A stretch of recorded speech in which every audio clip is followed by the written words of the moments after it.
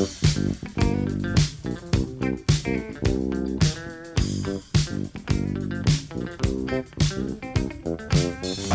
cookies.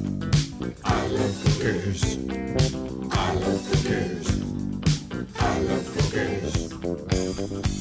Welcome to Cookies, the world's most influential basketball podcast. It is a hazy, overcast day here in New York City. I wonder if Andrew Kuo has the doldrums. He's in the he's mired in the blues. Are you okay, Andrew?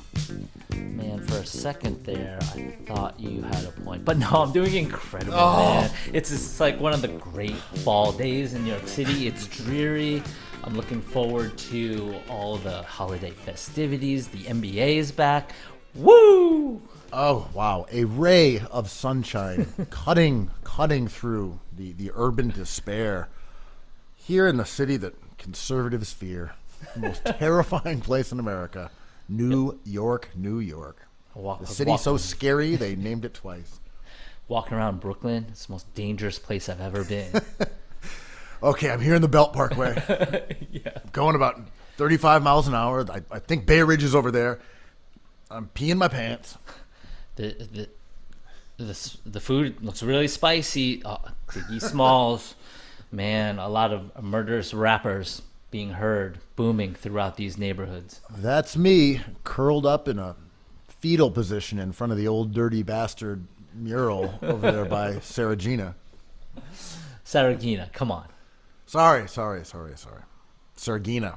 Dime Square 2, more Dime Square. For the older set, maybe. I have just reached Coney Island. I am terrified of amusement park rides. I heard if you go far north enough in Ridgewood, the hottest neighborhood in the world, there's... Dude, I'm still diapered up on the cyclone. Don't even get at me about Ridgewood. Listen, man, there's people dancing late at night. There's drugs. Have you been to Coney Island recently? Not for years. Why? What's up?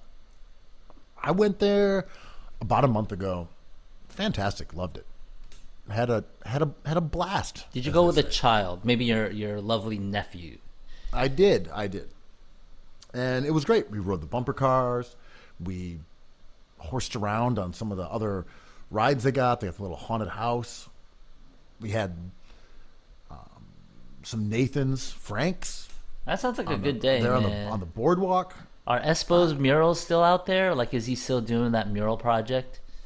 I can't remember if I spotted. I know the ones you're talking about. I can't remember if I spotted those, but it still has the faded grandeur of like a, seaside resort carnival town, and like that's always what it's going to be like. There's some newer ones that don't have that aesthetic, but there's enough of that remaining that it just feels like so uniquely weird in New York.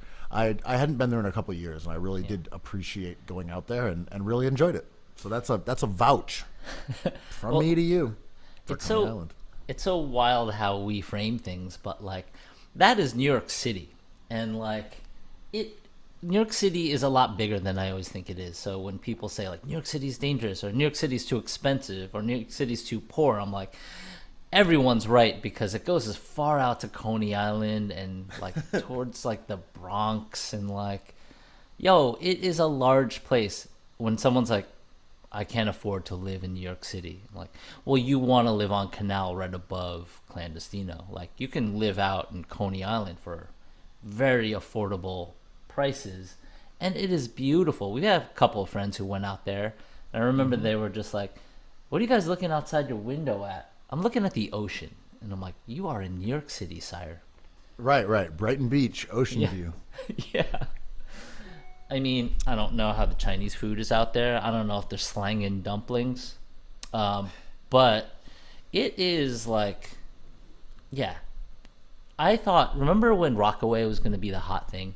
And people, post the hurricane, right? I wrote an article in the New York Times about how it was the hot thing. Not really, but how all these places from Williamsburg or from downtown New York were opening little outposts that would be serving, I don't know, burgers and Rippers. cocktails. Yeah. Rippers. Exactly. It was that summer when Rippers Yeah. opened up, the Yeah. Arepa spot opened up, etc. And I know the article ran. I think was it on? Did you on- kill the vibe, man? I feel like I really helped the vibe. Actually, I definitely helped it. vibe checked. I vibe checked for sure. I mean, they were doing punk shows on the boardwalk. There was like a lot of my friends, or a few of my friends, moved out there to do like a green market and like a skate enclave. One of my buddies got a warehouse and put like a mini ramp in there. It felt on, and I was like, "Am I gonna have to go to Rockaway for shows and hangs?" I never really went. I went for a couple of them, and it was awesome. But They had those murals on walls out there they were doing. yeah, And as you said, there was a bunch of music shows. I thought it was gonna be The what, hotel opened up. I forget what it was called. Maybe it's just called the Rockaway Hotel, but it was the same people who owned Output, which was a dance club, electronic music venue that was popular in Williamsburg. It definitely felt as just if went there. we're just going to have to be obligated to be in the Rockaways socially, Right, like right. once a week going forward. I mean, I feel like the life of that Rockaway thing you can follow just through Klaus Biesenbach, the former curator of the MoMA. But he was really championing it, and he had a place out there. And after the hurricane, he's like, we have to rebuild this thing. This is my thing for the next few years. We need to bring up this community. We need to make this livable. And this is like a beautiful pocket of New York that not enough people know about.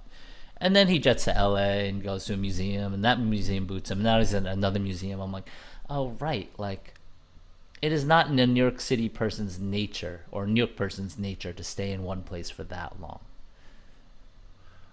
I mean, I like the Rockaways. It's just far. The last time I was there was for our buddy Lucian's basketball tournament, maybe a month and a half ago, which was a great time. And getting out there via car, well, there isn't a lot of traffic, isn't that bad. But if you're on that Belt Parkway, not only are you terrified of the neighborhoods that you're passing in your vehicle, you're also stuck in traffic for like an hour and a half sometimes. Dude. It is not easy to get to. And if you take trains, you're going to have to transfer sometimes twice. My Out life. of the drag. Yeah, and I don't mean people in New York City don't stay in a neighborhood. They absolutely do. But like young people move around, and when you have young people going to Rockaway, like my friends who started all these things, like move to other places, some Mexico City, and exploring more stuff because they're addicted to that exploration. They don't want to necessarily stay in one place. I'm generalizing here, but to your point, you go to Rockaway and you're like, yo, I'm in front of the ocean, Rippers, all my friends are here. This is amazing. It's like, oh, I have to go into the city for something. It's just like an hour away. You're like, huh. Yeah, it's close, like from here to there, door to door is like a couple hours. I can do that in a day. And then it becomes like exhausting and it wears on you.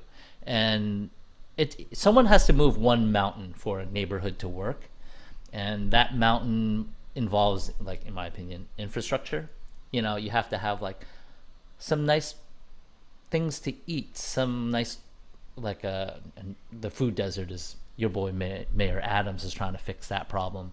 But it needs certain things, like if you have a pet, like where's a vet? Like small things like, oh, you broke your foot, where's the closest hospital? It's like, oh, it's far away actually. It's like, It's funny you think of like Mad Men. Obviously, that's an era that we did not live through, despite our rapidly deteriorating bodies.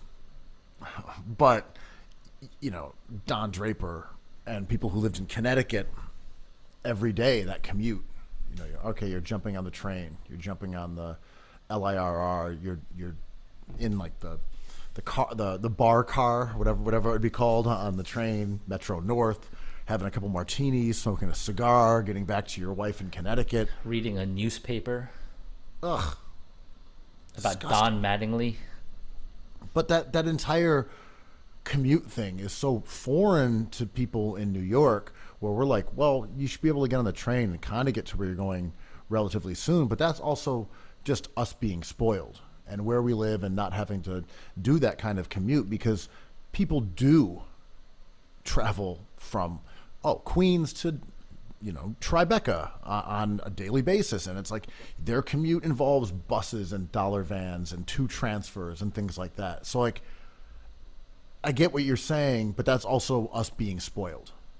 Well, That like there are people in New York who have to do that commute on a daily basis because they aren't lucky enough to work remote and things like that. I mean, my parents did this every day. Our good buddies like live in Westchester and run a gallery in Tribeca every day. After work, we have N beer, maybe try out a restaurant, and they're making a mad dash to Grand Central, like I was when I was a teen. But what I'm saying is like kind of when you go to Rockaway or you go to Ridgewood, the promise of New York City is still intact. When you move to Westchester, whatever, it's gone. Like you don't expect that infrastructure. But when you move out to Queens, being like, well, is this kind of like downtown New York part 2? And you're like, oh no, it's much different. There's no like foundation there. It's different. People love living out in the hottest neighborhood in the world, in Queens up there. But like, I think the promise is different. And after a while, it is still more expensive than living out in, let's say, like New Jersey or upstate. And at that point, they're like, well, we're getting kind of the upstate experience for too much money. And people kind of like find their water level of, value of and quality of life. We're the wrong people to talk about remote working just because we aren't people who remote work via like teleconference that much. And I do wonder if we're ever going to have people back in offices like more than like 3 days a week. Yeah, it's all real estate, right? It's like the vanity of the lease. It's like, everyone, you got to come back to work. It's like, well, why? It's like, because we have a 10-year lease. What are we going to do with this space? And there's all this conflicting information about how remote working does and doesn't work. It depends on the company. It depends on the agenda. But I know people who work for large companies, and they're saying they go to the office and it's empty. Like there's people in there, a couple times a week. I'm like, is this still because of the pandemic, or is it now shifted into just a quality of life thing, where if you can do your job and everyone's working remote, so what's the point of having people in the office if they aren't going to be in their meeting and socializing? And I'm not someone who's worked in an office for a long time. And if you've said, okay, look, we're just not going to have that corporate culture, like we've just sort of given up on that, and for better or worse, I have no opinion on that, but we're not going to have like communal lunches, and we're not going to have happy hour drinks and everyone hanging out. Maybe you're better off not doing that in the modern workplace, whatever the case. I just don't see how you get back to convincing people that they need to like get on the train and commute for an hour to get to their office, to get on their computer there. I just don't see how you can win that argument anymore. Well, that was a boomer dream that wasn't properly maintained. I think the MTA is one of my biggest beefs. Like, that is the one thing that would probably cost the value of the dollar put into that would increase like the morale of the city in a way that I think would be so worth it. But I don't know. Like, I wonder what the tax is of this, of what you're saying. And I agree with all that. Like, I don't know if we're going to see the effects of that tax for years. And I do think a lot of ideas get solved in person. Me and you love going out. Like, I don't sit around and talk to my friends on the phone. I know many people do, and FaceTime and all that. I don't do any of that. But I enjoy going and seeing people in a place that I always go to, and I believe there's a tax in both ways of doing it. But we don't really have a big enough sample for this remote kind of living with no commuting. I don't know if it's going to be harsh, but, like, childbirth is down. And I don't know, how does optimization affect the things we love, like TV, basketball, commerce? Like, this is an optimization solution, optimal solution. And if we go down this path, we will have great things, I think, but we will also have to concede others. There was a study that came out. I saw it floating around Twitter earlier today, and it was comparing the amount of friends that men had Right. from 1990 to today. And the percentage of men who had like 10 people they considered friends outside of their family was like, I think it was like 40% of men, maybe. Again, you could find the exact thing. It was like a large percentage of men in 1990 said they had like 10 friends. And today, that was like a fraction of that. Maybe it was like 12. And the numbers scaled down significantly. So the takeaway from these numbers, and we can get into whether they are valid, whether they are What constitutes friend? What's a sucker punch, man? exactly. Well, what actually is a friend? How are friends categorized by your social environment? But the main takeaway was that today's men, not only, as we found out a couple weeks ago, aren't having sex, but they don't have friends either. Men today are just big time losers. Wait. As I'm putting out my new Knicks linens, what are you talking about? Like, I'm coming back under my Knicks comforter. Oh, we hit it off on that date. This is amazing. Come back to my place. Is that a Knicks pillowcase? Like, number one team? Is that a life-size RJ Barrett? No. Is this a double XL Marcus Camby home jersey? No, that's not what it is. That is No. absolutely not. What are you talking about? No, it's not. It's. I can't continue with this joke because it's cutting a little close to home. Is that a huge portrait of Jeremy Lin on your wall, or is that you? That's me. That's me on the Knicks.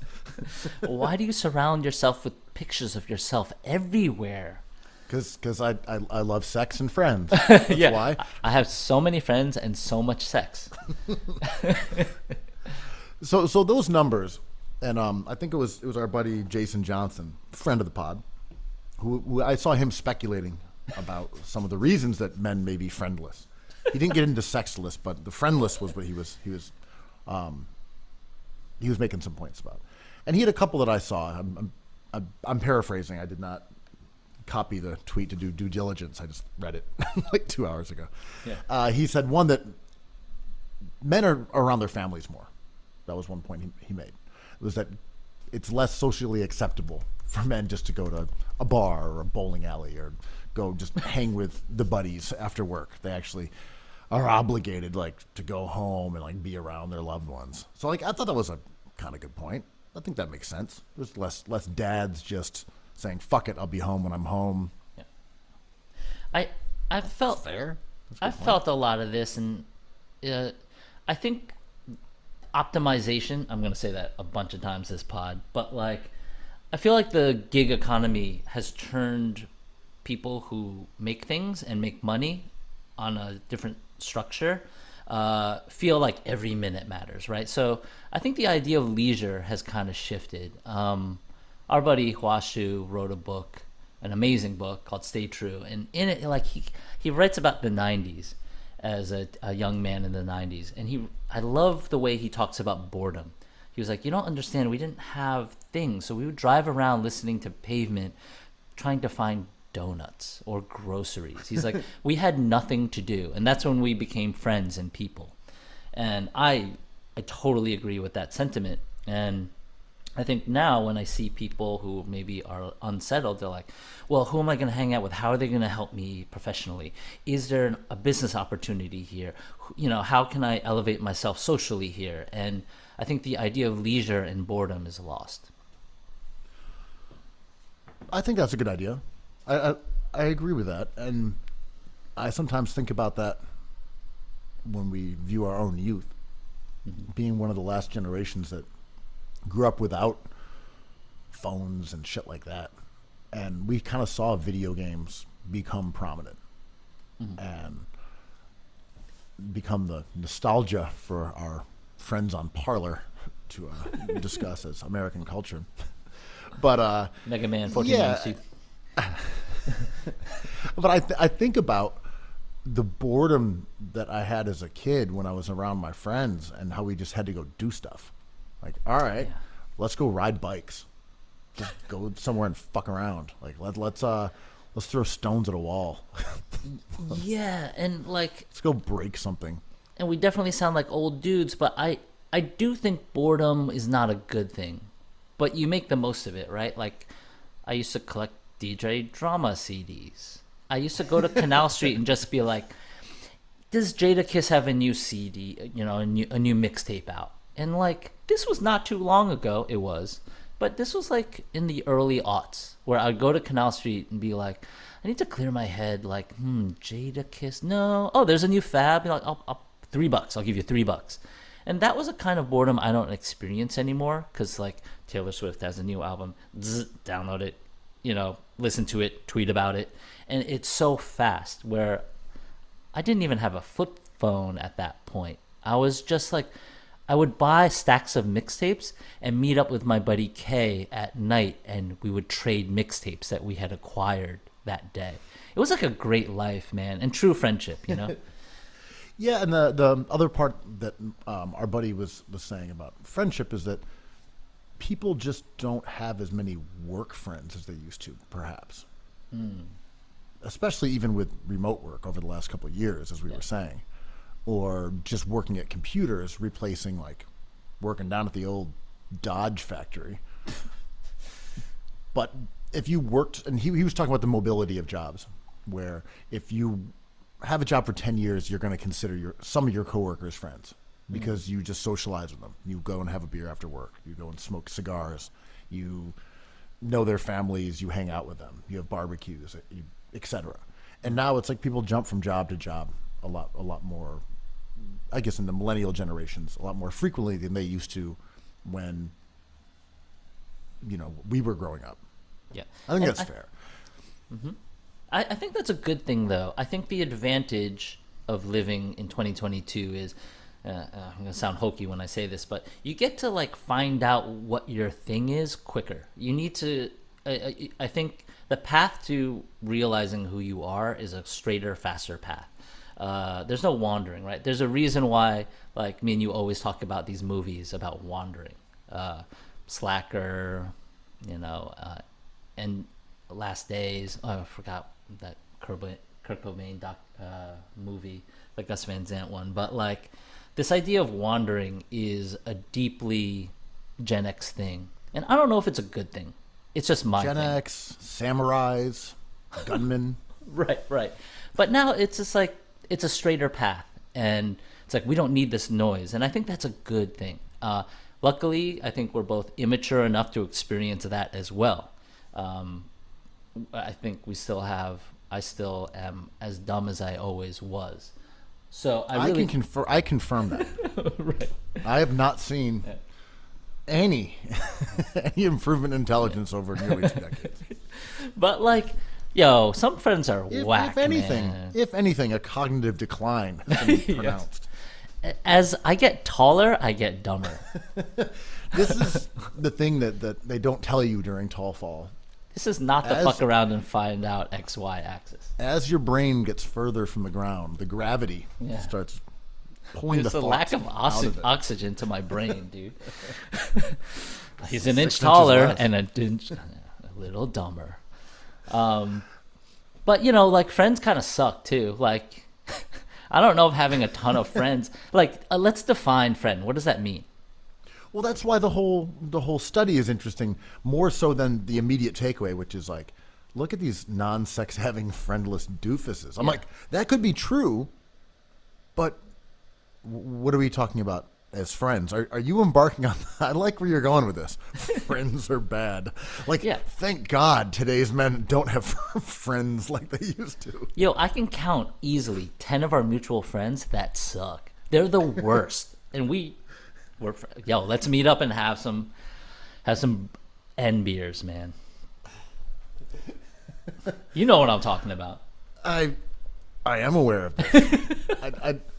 like, fuck, all my friends are here. Yeah. It's like, God damn it, it's my birthday. It's like, oh, do you feel bad that you're getting older? It's like, no, these assholes are going to show up to the bar. Oh, it was terrible. I saw these people I know. There he is again, my dickhead of a friend. My dear close friend that I've been trying to avoid. It's like, what's wrong? Well, how long have you been friends with them? It's like, 26 years. Yeah, I was. There's these people talk about how it's difficult to make friends as adults. I'm like, really? How do I capture some of that difficulty making friends energy? I have also not have that problem to my detriment, but Like, it's way too easy out here to make friends, as far as I'm concerned. it is way too easy. And I thought in my my 30s, I'd be like, people always told me, it's like, your friends will kind of disappear and do like dad stuff or move away, and you will find your like core group and that'll be it. I'm like, what? None of that has been true. It's like, stop texting me, assholes. Okay, I'll share some pita with you. Yeah, I mean, and I love meeting new people, but all of a sudden you're like, wait, is this embarking on a new friend? God, God. damn it. More new friends. Drake had a song about this very situation. Have I not learned from the teachings of Drake? It was something he made a point about friends, and it was all the new friends you can make and bring them into your inner circle. The student has not become the teacher. What the hell?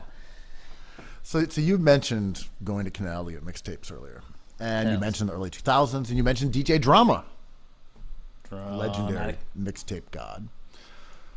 So some of his best work, or at least he's got a lot of good work. Drama's voice. He's a and fantastic, one of the best artists we've had in America. his mixtape series in that era was incredible. I can't even remember all the people he worked with, but he just put out great mixtapes one after another. He was such a strong brand that he wouldn't even necessarily make or produce every tape, but you would have his drops on it, and it was a cosign. The Yeah, I don't cosign even of the think he streets, produced man. much. Once in a while, Yeah. he'd produce something. I thought like Don Cannon was kind of the guy who would produce stuff Fantastic. if Yeah. it was, coming out of their camp. But like all the Gangsta Grill stuff, he put out just fantastic stuff. And we're going to get to it, but like he really propelled Young Jeezy at the time's career, right? Camp Band the Snowman was as important as Thug Motivation. Yeah, and you also had his Lil Wayne, original Dedication. mixed Oh. one though, which was Trap or Die. Trap or Die, huge. Right. That came out before Thug Motivation. And I believe that was DJ Drama, right? I think so. I believe so. But they kind of say loyal to him. Right? So there's sanctioned mix. This is amazing, right? There's sanctioned mixtapes that are I all was gonna bootlegs. say, Trap or Die, which was like Yeah. came out pre his first album, was DJ Drama, and like an absolute classic that blew Jeezy up nationwide, as opposed to just being, a local artist that was popping in Atlanta or down south, and that was a DJ Drama mixtape. Yeah.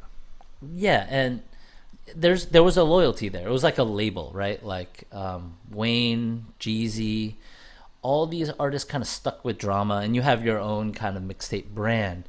And they were illegal and unsanctioned, but also like there was legitimate ones. You go and see a wall of mixtape, mix CDs, and only a fraction of them would be real. Other ones were like bootlegs of bootlegs that kind of cut and sample. They were just like mixes made by dudes on their laptops. But the sanctioned ones were exciting. Like I remember the anticipation when like Back Like Cook Crack 2 was about to come out. Like I was rolling up and down Canal Street trying to find that thing.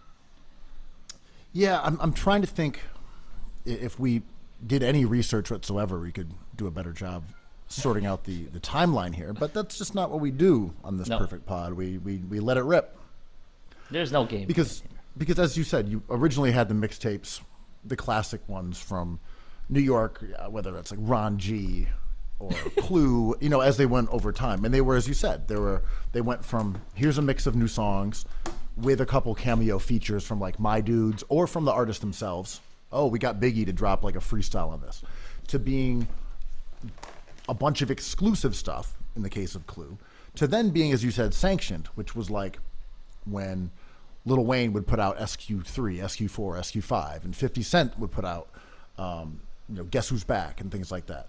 And I'm not sure who did it first, but this is where drama came into play. And to your point, is that he would go with the artist and they would work on it together, and they'd put out basically an album, but with DJ Drama basically yelling over the songs, starting a couple of them over and once over and over, like bring it back. Yeah. DJ Drama yells, and he put out some real classics like Clips, Got It for Cheap 1, 2, That 3. was crazy. That was crazy. He has some of the more iconic, like they are albums even if they're not really albums, because some songs are original, some are rapping over other people's beats, but they're coherent projects from one artist is I guess what I was trying to like pin down, that you already explained, but I was just trying to think of like the chronology of how that occurred.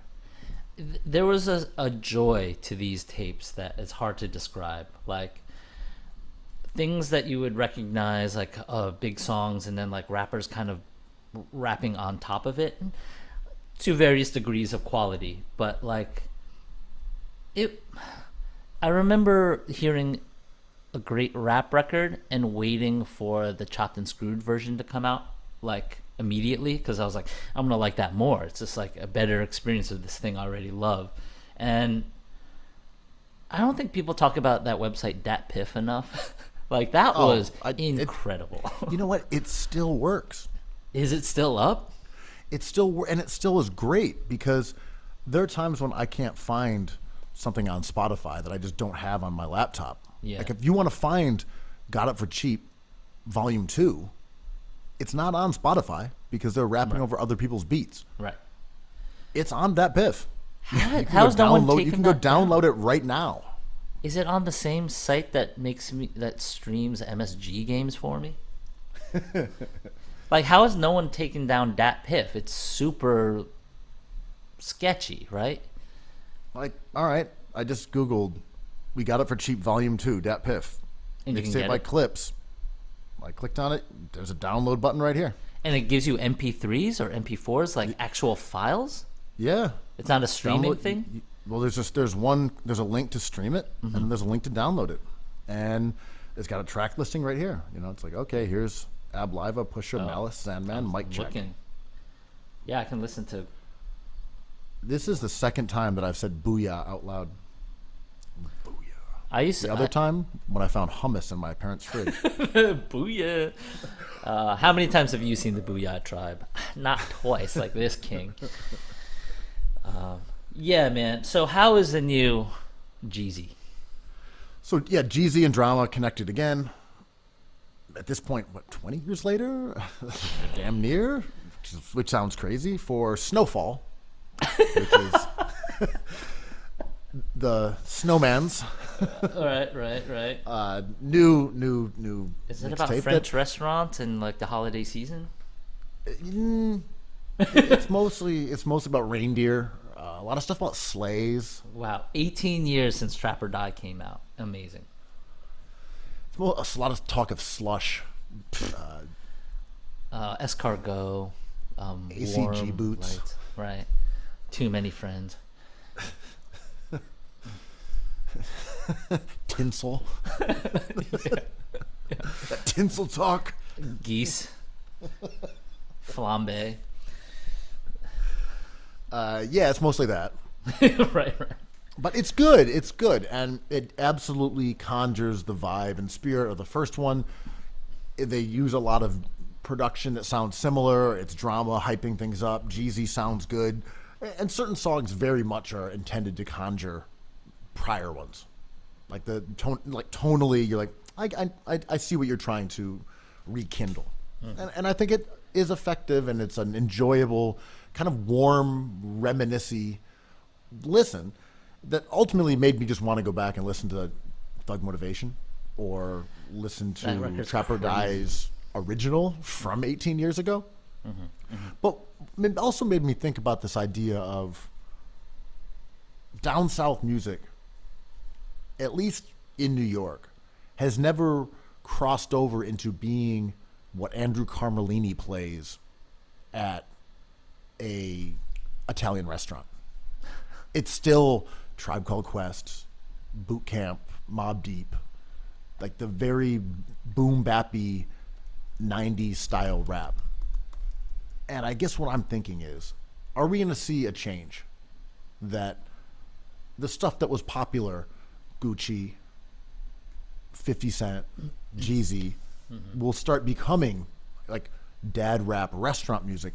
Or is there something specific about boom bap sonically that will hold that position?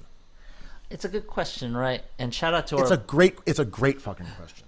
shout out to our friend Joe Cosarelli, who wrote Rap Capital about Atlanta, right? And you have a New York Times writer, an expert in investigating this stuff. And it takes things like that, like NPR, the New York Times, like these books, to kind of like usher in, to gatekeep it.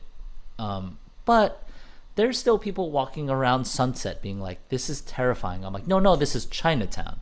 And I don't think, to your point, sonically, you walk into a restaurant and hear, I don't know, like Gucci and be like, I feel comfortable. You're like, yeah, this is not for me. And I'm like, well, it's more for me and you and our 40 asshole friends. Why do I keep wanting to have some orange juice? Oh, it's OJ, the Juice Man. Yeah, I mean, T.I. maybe tried to cross over. Like, I watched the League Pass feed of MSG, and they were warming up, and I love watching warm up, as I do. And they were playing all these songs from the South. I'm like, this is New York City. There's plenty of stuff, but I'm happy to hear, like, a T.I. song that came out 20 years ago, and he was in movies. They tried to make him a household thing. And you can hear his songs, which I think are always a few measures too long. They just like go on forever. But like, he's the biggest crossover to me, right? T.I.'s songs are definitely too long, They're especially too if long. you're acclimated to tracks being about 2 minutes these days. You're like, T.I., you have a third verse, I know. and then you got a bridge, and then Dude. another hook. The fourth time where it's like, what you know about that? Like, we know about that. We know about that. That song is so endless. It's amazing, but it goes on for quite a while. It's like a damn baseball game, man. Now here, bottom of the hook. I know all about that. Like, we know. Who does? Who knows that again? Oh, it's you. You know all about that. Amazing artist. I love T.I. Peaked with King, a short King, I might say, but like that was his like grand album, and I think he tried to be a reality star, successfully in my opinion, a movie star, but like people made his music kind of entered some kind of Muzak territory, but it doesn't also have the hallmarks of necessarily like trap music. The lyrics do, but the music maybe doesn't. Didn't he arguably invent the term trap? I consider him as the first. Arguably? Yeah, but He his named sound. his first album trap music before it was common vernacular, for sure. Yeah. I can't say he invented. Maybe he didn't invent like the trap as a phrase, but certainly helped popularize it with that album. God, we used to go to a bar, and somehow a lot of, I think we've talked about this years ago, somehow a lot of DJs started playing rap music, and some of the people working there were like, I cannot stand this trap music. I am over with this 5 hours long trap DJ set. And I'm like, this is MF Doom? Like, I don't know what people consider trap music. And I was the dick being like, hold up, like, I have not heard a trap song in the last 2 hours. And you're like, also, that's just one T.I. song. right. That goes on for 8 minutes. I'll give you that. This whole 5 hours, it's one song. It's T.I. He knows about that. Yeah. Yeah. I mean, I guess these days everyone will be like, oh, I hate drill. And I'm like, what's that code for, really? Because, like, do you hate drill? I agree, and that's sort of where I was going with that initial question about, can people whose ears are attuned to like specifically that dad rap boom bap sound of like 95 BPM, not really any 808s, just like Right. that same drum kit, those Havoc echoey. I love it. I love it. Snares. Yeah. No, I like it. It sounds good. But Yeah. if that's what your ears pick up on, and you're like, that's real rap, and then you hear Hard in the Paint drop, like your fork fumbles out of your hands as you're trying to eat pie, cacio e pepe. I like the idea of within the rap world, like pearl clutching rap fans, which absolutely exists, right? God, like, I cannot listen to Tribe Called Quest for another second of my life. And like, I heard, I forget, Scenario in, I think at Saragina. And I was like, I'm dying inside a bit. And it's upsetting to me because I've waited my whole life for my music to become the thing. Because growing up, it was like the Eagles, Led Zeppelin. Shit I did not care about at all. And I still don't. Who are the Beatles? I don't know. And now the music from my youth is becoming a thing. And it sucks. It's the worst. Yeah. But I like what you're saying. People who discuss modern rap, this drill, all they talk about is guns. You love Mobb Deep. Yeah, exactly. Like what all Havoc did was punch people in the face and jab their brain with their nose bone. Come on. Like they've created basically like East Coast goon music. It's like these rappers, all they do is talk about guns and drugs. I'm like, you love Illmatic. That's your password for all your streaming services. Like, can I get your password? It's like, yeah, it's Illmatic 420. I'm like, of course it is. Illmatic Man 1492. Yeah. Yo, let me get your Hulu. It's like, sure. It's Mega Illmatic Man 1492. It's like, I'm very confused, but I'm streaming, baby. Yeah, Mob Havoc. Queensbridge. Yeah. But it's become like family music. Like watching the opener at the Garden through my bootleg stream Russian site, and watching the Knicks warm up to basically music about dealing drugs was like not interesting. Not in like I'm gonna do a podcast about this, but I am, and I'm like, yo, it's weird. As someone with a kid now, I'm like, hearing a Biggie Smalls track on the street, I'm like, that's interesting, because that was frowned upon when I was a child, but sounds like classic New York shit at this point.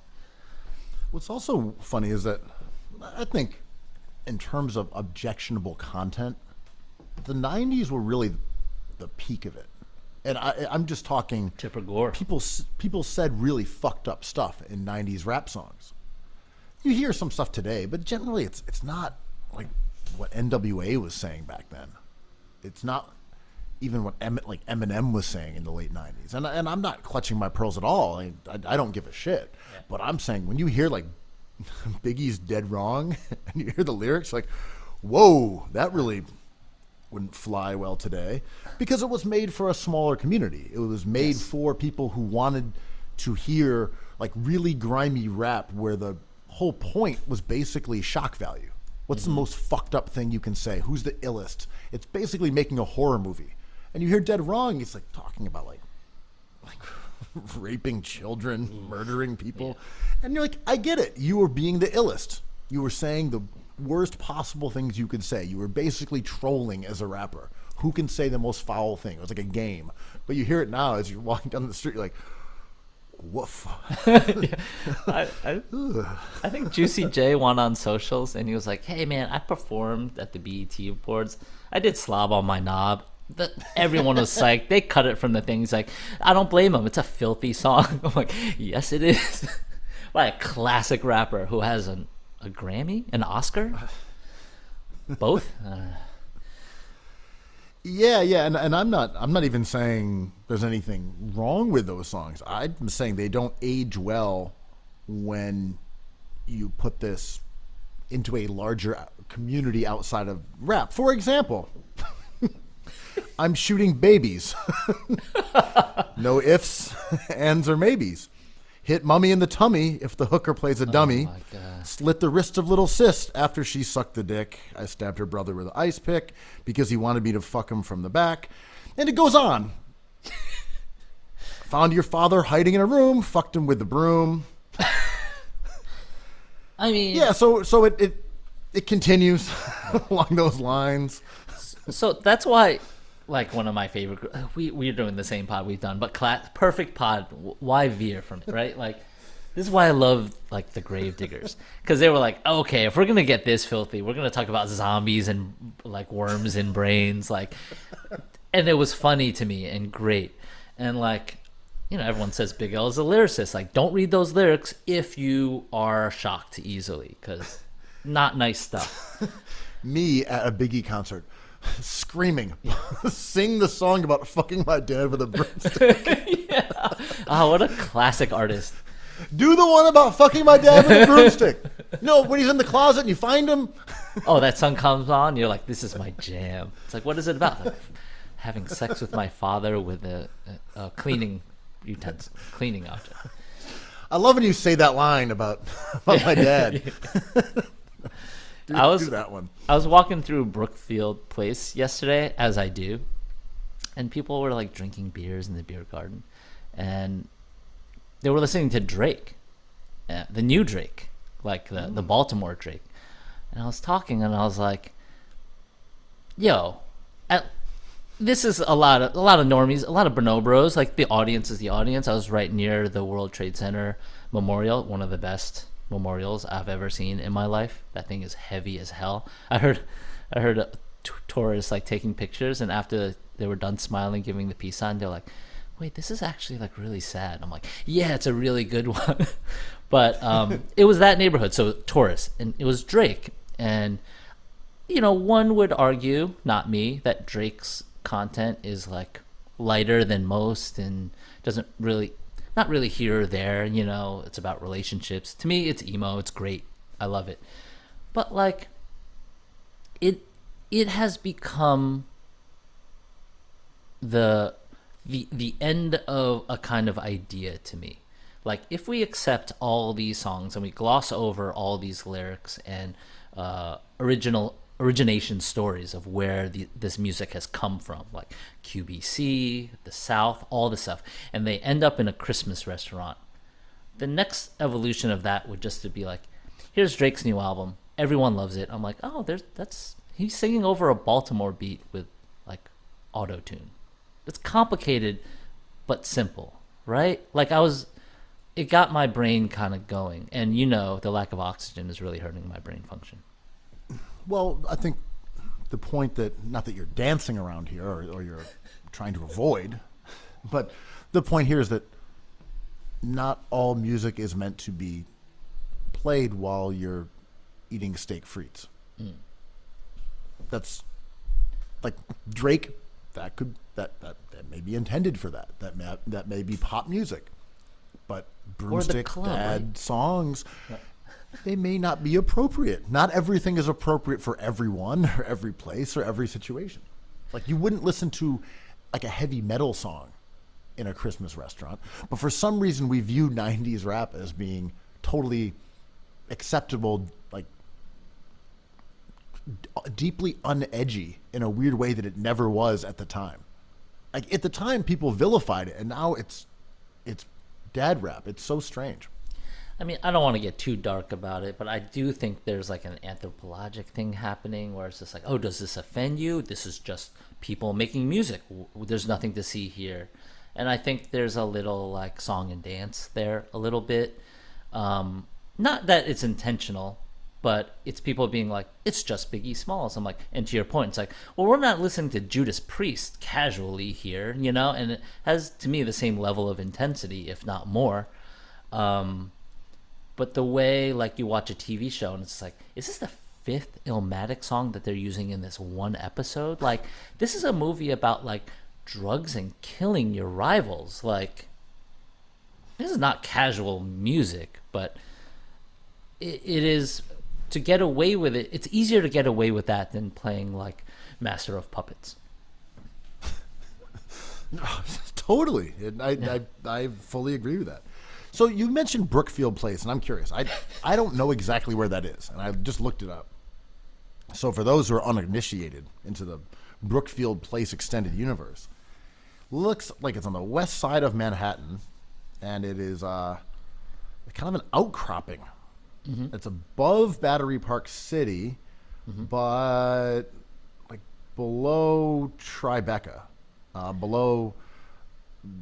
Yeah, so basically below Tribeca, even west of Tribeca, west of City Hall. So it's along the water, basically between Chambers Street and like Vesey Street or something like that. Yeah, Anyway, that's where it is because I did not know. Yeah, I think it's west of the West Side Highway, but it kind of bleeds over into like the Oculus and Italy, and there's a Whole Foods there.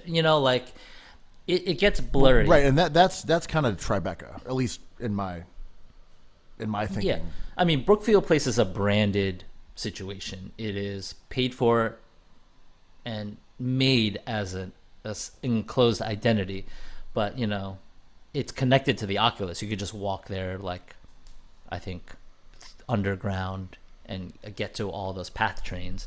But it's a mall. It is mostly a mall, and I've been going there a lot. You know me, I love a mall. I love the wafts of cinnamon in the air. But this one's different. This one's kind of high end, right? Sometimes there's a skating rink. There is pate being eaten. There's baguettes. There's croissants. There's like monkfish chilling out. Wow. Yep, Do they put the I do. monkfish upside down so you don't see their ugly faces? The ugliest fish. No, they put like fruit in their mouths, their giant gaping mouths, and leave it whole. I'm like, is this a stunt monkfish? I don't know, man. Could be. And you're just there like slurping on an orange Julius with a hot Sam pretzel, wondering what's going on. Auntie Anne's. The Knicks hang out in Westchester. The Nets hang out dumps at Panda Express. Yo, I love Panda Express. But anyway, yeah, it's none of that. There was a Fuku in there. There was a Dig In, Olives. It's fancy. If I'm picking up what you're laying down, it sounds a whole lot like Hudson Yards. It's exactly like Hudson Yards. Like a commercial, residential, luxury enclave designed for rich people to be basically insulated from the horrors of New York City, like the Belt Parkway. Yes, and remember, One World Trade is right there, so they built it anticipating a large work crowd. So A large terrorist attack. right? Is that Capone and Noriega? But I think I've been going there often. That was my favorite movie theater for a while, the Battery Park Movie Theater, because no one went there. The theaters were huge. There was no lines. Little did I know, our buddy Jordan Rodelli told me it was a hookup spot. And I was going there just to watch, like, Knives Out. But and yet you were having so much sex, but you just thought it was because you had all these friends. well, I just thought it was a normal life because I had made a nice friend in the movie theater and had sex, and I was just like, this is just what I do, right? I'm no Zoomer loser. No new friends. Come on. But I went there and it has not worked. It is a bit of a ghost town. The food court used to be packed on Saturdays, just like jammed. You'd wait in line for like a $4 orange juice. It was just empty, and it's prop food now. It's like, instead of people buying sandwiches, it's like 4 neatly designed sandwiches in a case and no one around to hand it to you. And it is like the Bloombergian dream, right? Like, I was thinking about this because the New York Jets are kind of good. And Bloomberg's vision for the Jets was to be in Hudson Yards, because he's even trying to get Dolan to move the Knicks to Hudson Yards. Like, he wanted to create a Dubai-ish vision of this place. But he didn't move the right mountain. Like, we don't want Gucci and Oliver Peoples and an Amazon, like, a frictionless shop. We want, like, amazing, affordable things, right? Like, how many Guccis do we need? I sound old as hell. Infinite Gucci's? Also sound poor as hell. So many Gucci's? Yeah. Well, I think the main issue here is that you had a lot of people move to New York who grew up in the suburbs and wanted some of those suburban amenities. Things like malls, things like places to park, things like chain stores. And I think you had people in New York with enough money to always live like that who are mega rich. They could always park their cars. They could always shop wherever they wanted.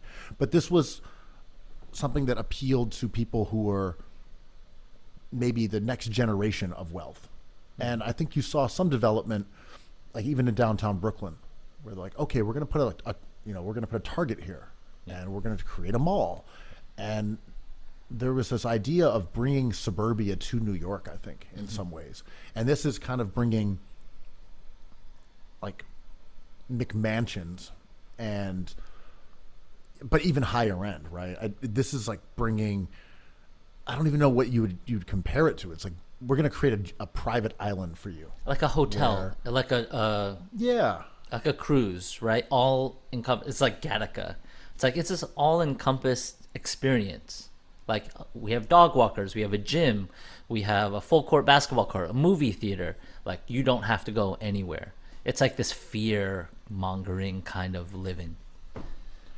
I'm not mad, but I mean, if people want to live like that, then by all means go for it. I think the problem from the public standpoint is that it's been subsidized by the government to create these places that are,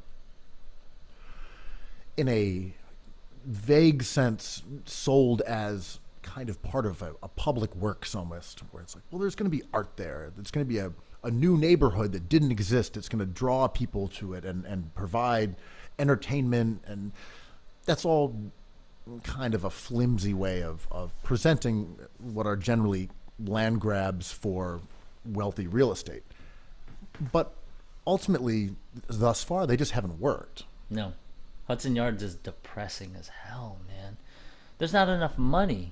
And we're seeing with like Billionaires Row, right? Like, all these places were used as investments. We've talked about this, but like, still, even if that phenomena exists, I was like, let's go to Battery Park area and let's like get something nice to eat. I want like a little something to snack on. Let's take a look at all the beautiful people and cower back into our house in the darkness, staring at candles, looking at Julius Randle stats.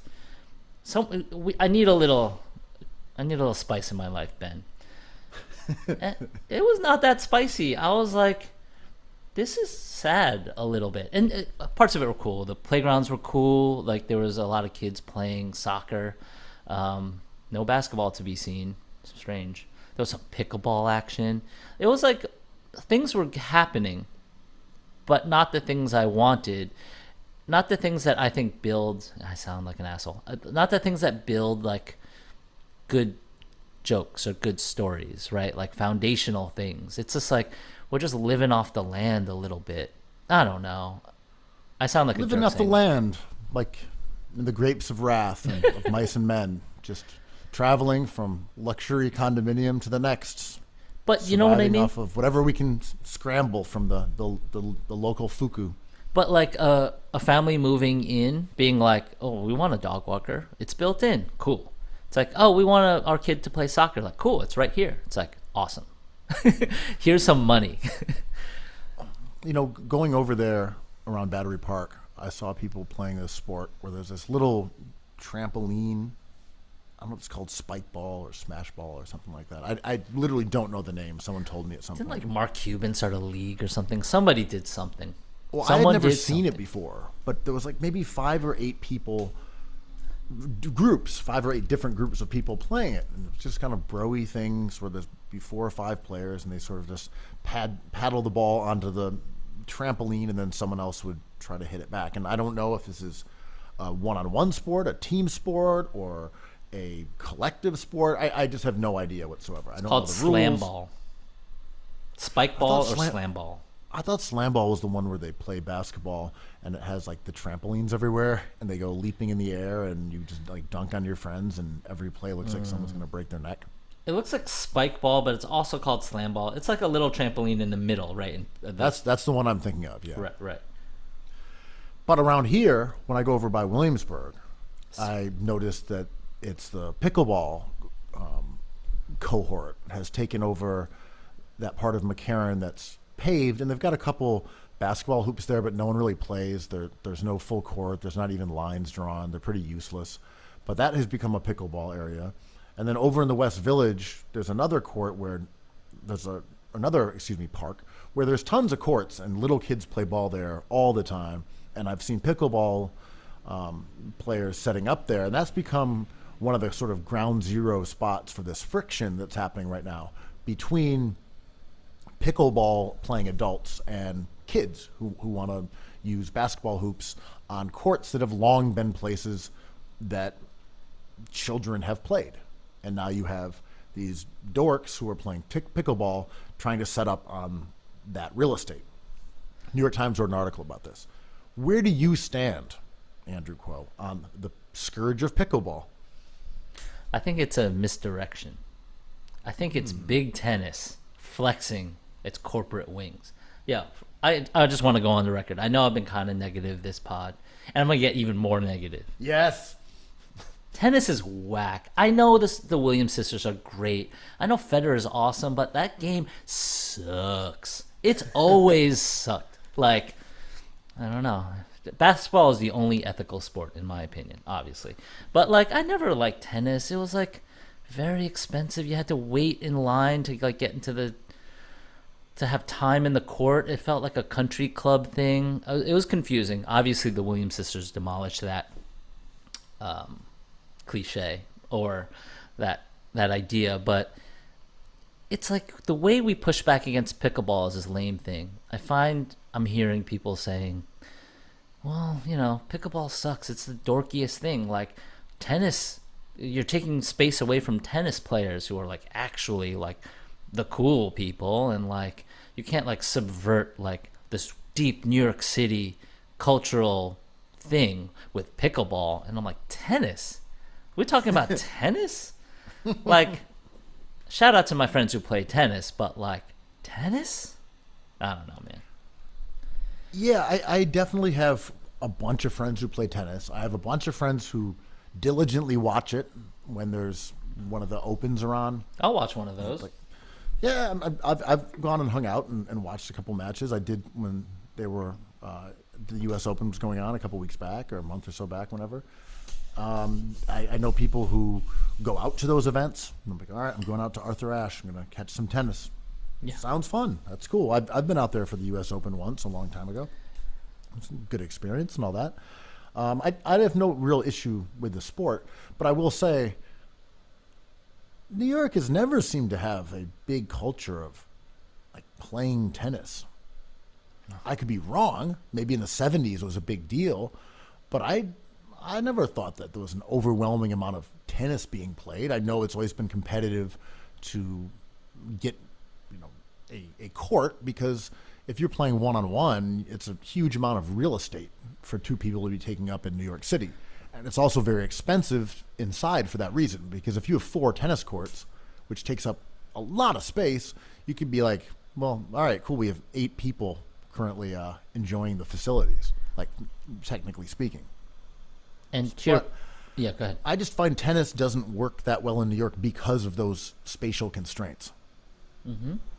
And as a low-key kind of, like the MTA is moving towards getting rid of Metro cards, and now you use your chip or the Omni, right, which is just like a digital credit card. I'm like, oh, this is kind of like they're doing a thing here. They're kind of streamlining their usage a bit, and specifically, like, it doesn't work well for people who need shelter, right, in the subways. They can still get in, but it's not as easy anymore. There's more loopholes. Like, who has a smartphone? Who has a chip card, right? There's a certain type of people. And with tennis, it's you need to register through the parks department, and then you need to sign up online for courts. And I go to a lot of playgrounds these days because that's what I do. And I see every week, once or twice, I see someone be like, hey, we reserved this time. Do you mind? And everyone's like, no, our bad. And the kids scurry off. And then two people play tennis, which is totally fine. Whatever. It's great. I love sports. But it is a thing. And to your point, it's like, to make pickleball the enemy is funny. I'm fine with everything. Everything, like, fine. Tennis players can play. It is a game. I love games. Let's go. But to turn pickleball into this offsetting kind of evil scourge is hilarious to me. My thing is this. I feel like tennis has kind of reached a point of stability in New York where they aren't, at least what I've seen, creating that many new tennis courts. Like, maybe people want to play, but it's just the reality, as I said, of how many people can actually participate versus the amount of land that it takes. Like, it's just limited economically, spatially, and so forth. Tennis doesn't bother me in that regard. I don't look over at the tennis courts and say, goddamn tennis players. Like, they just don't bother me. I try, but I agree. I just find them benign. They just can't take up that much space. Yeah. And like, again, it doesn't even have to do with me being like, tennis is more reputable than pickleball. I just feel like they've been here. They have carved out their like minimal, small niche within the sporting community in New York, and it's fine. Whatever. You want to go pay $120 an hour to go and play indoors in Midtown? Like, go for it, man. Yeah, what if you're? Doesn't bother me, and you're also not intruding on basketball courts. Right. So, great. Pickleball does, though. Pickleball is different, and I'm not here anti-new sport. Although you've heard me say that I don't like the spike ball, and I also don't like this pickleball. But pickleball is incredibly dorky. Let's just. This is what I'm going. Honest. Let's just be honest. You have little paddles. You're always crouching. You're like crouching with paddles. I'm sorry. I don't make the rules. You can't be a bunch of grown adults crouching with paddles and look cool. You can't do it. Listen, sometimes perfect pods take different forms, and sometimes it's just honesty, things people need to hear. We need to start gatekeeping this stuff. Of course, we could be like, hey, maybe someone enjoys pickleball. Do you? No. Dorky. Tennis. Dorky. Golf. Amazing. Get those Masters shirts available at cookieshoops.com. But yeah, it's like, true, I could say it. Well, I just think it's good that adults are out there exercising and, getting some fresh air and working those. We're just trying to live together, man. Like, can't we just live together? No, it's fucking dorky. You're crouching with a paddle. How old are you? You're 28 to 40 years old. You're 50 years old. This is a game for retirement communities. Stop doing it. Go to a bar. That's enough. If you you're showed up one step from being sober curious. Get to a bar right now. Get a Bloody Mary. Get yourself a nice waffle and chicken slice of pizza. Mm-hmm. Live your life. Stop crouching with a paddle.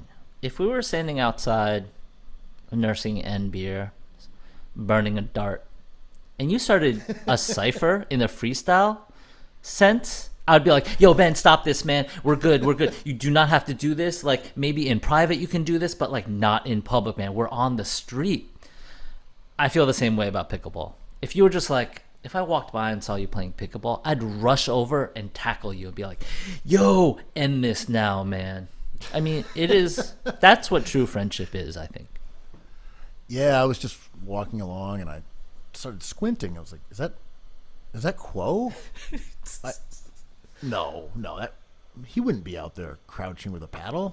I couldn't imagine him doing something so awful. Yeah. Wait a minute. Is that him playing this new game that makes him look silly? I thought that guy I thought he liked drinking. I thought he wanted to freestyle rap. And like one of my friends, she's a mother. She's got daughter in her teens. She's She's about 40 years old, give or take.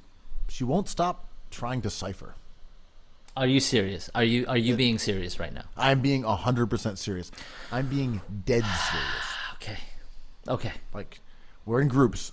People are having a couple drinks, sitting around. All of a sudden, you Rhymes. see it in her, you see it in her eyes. Oh, fuck, she's about to start freestyling. And then Amazing. she starts kicking bars. Wow. I love it. And I am like, I want to hide behind my desk that I'm sitting at. Right. That's incredible. How long do these ciphers go for? Oh, she'll keep rapping as long as you keep listening. Is she rapping around about like things that are happening around her? Not really. Like, is she like, oh, you're wearing a shirt? This escargot tastes like dirt. Oh my God! I'm so sorry. I just I'm nodding. did that. I'm so sorry. I'm nodding. Quote. Yeah. Yep. Keep Yep. flowing. Keep flowing. No, it's more. She's just kind of like talking about having skills, or like that you don't want to battle her. She must be the most amazing person. Like, she must be the most generous, kind listener. Well, I've had to have a talk with her about it. I'm like, hey, How'd like I that know go? you, I How'd know that you. Well, I know you love rapping. She's like, I love rapping. I'm like, no, I know. It's like, can you not do it though when we're are out and about? Like, if it's just me and you and we're somewhere around other people, and people aren't around, maybe you could be like, hey, I've been working on some new bars. Would you like to hear them? And I'll be like, all right, yeah, let's give it a listen. But so now she looks at me. She's like, "Oh, don't worry about it. I'm not gonna rap." I'm like, and now I know you want to rap right now. That's like me when we hang out and I'm like, don't worry, I won't play pickleball. As I'm getting my racket out, you're like, ooh, and I'm putting it back slowly. Wait. You're crouching with a paddle. No. Don't you fret. I'm not gonna pickleball over here. Don't you? Pickleball, me? Never. I Are would you never are you pickleball. laying down some weird lines with sticky adhesive on the ground and calling 3 other guys who are now crouching with paddles around you? Yeah. Don't worry about me. Is there any way to make pickleball cool? Is there any way? If you were in charge of the pickleball corporation, big pickleball, and your sales were waning, public interest is waning, what would you do to bring it back? I mean, I don't even know how you can bring it back. It never was.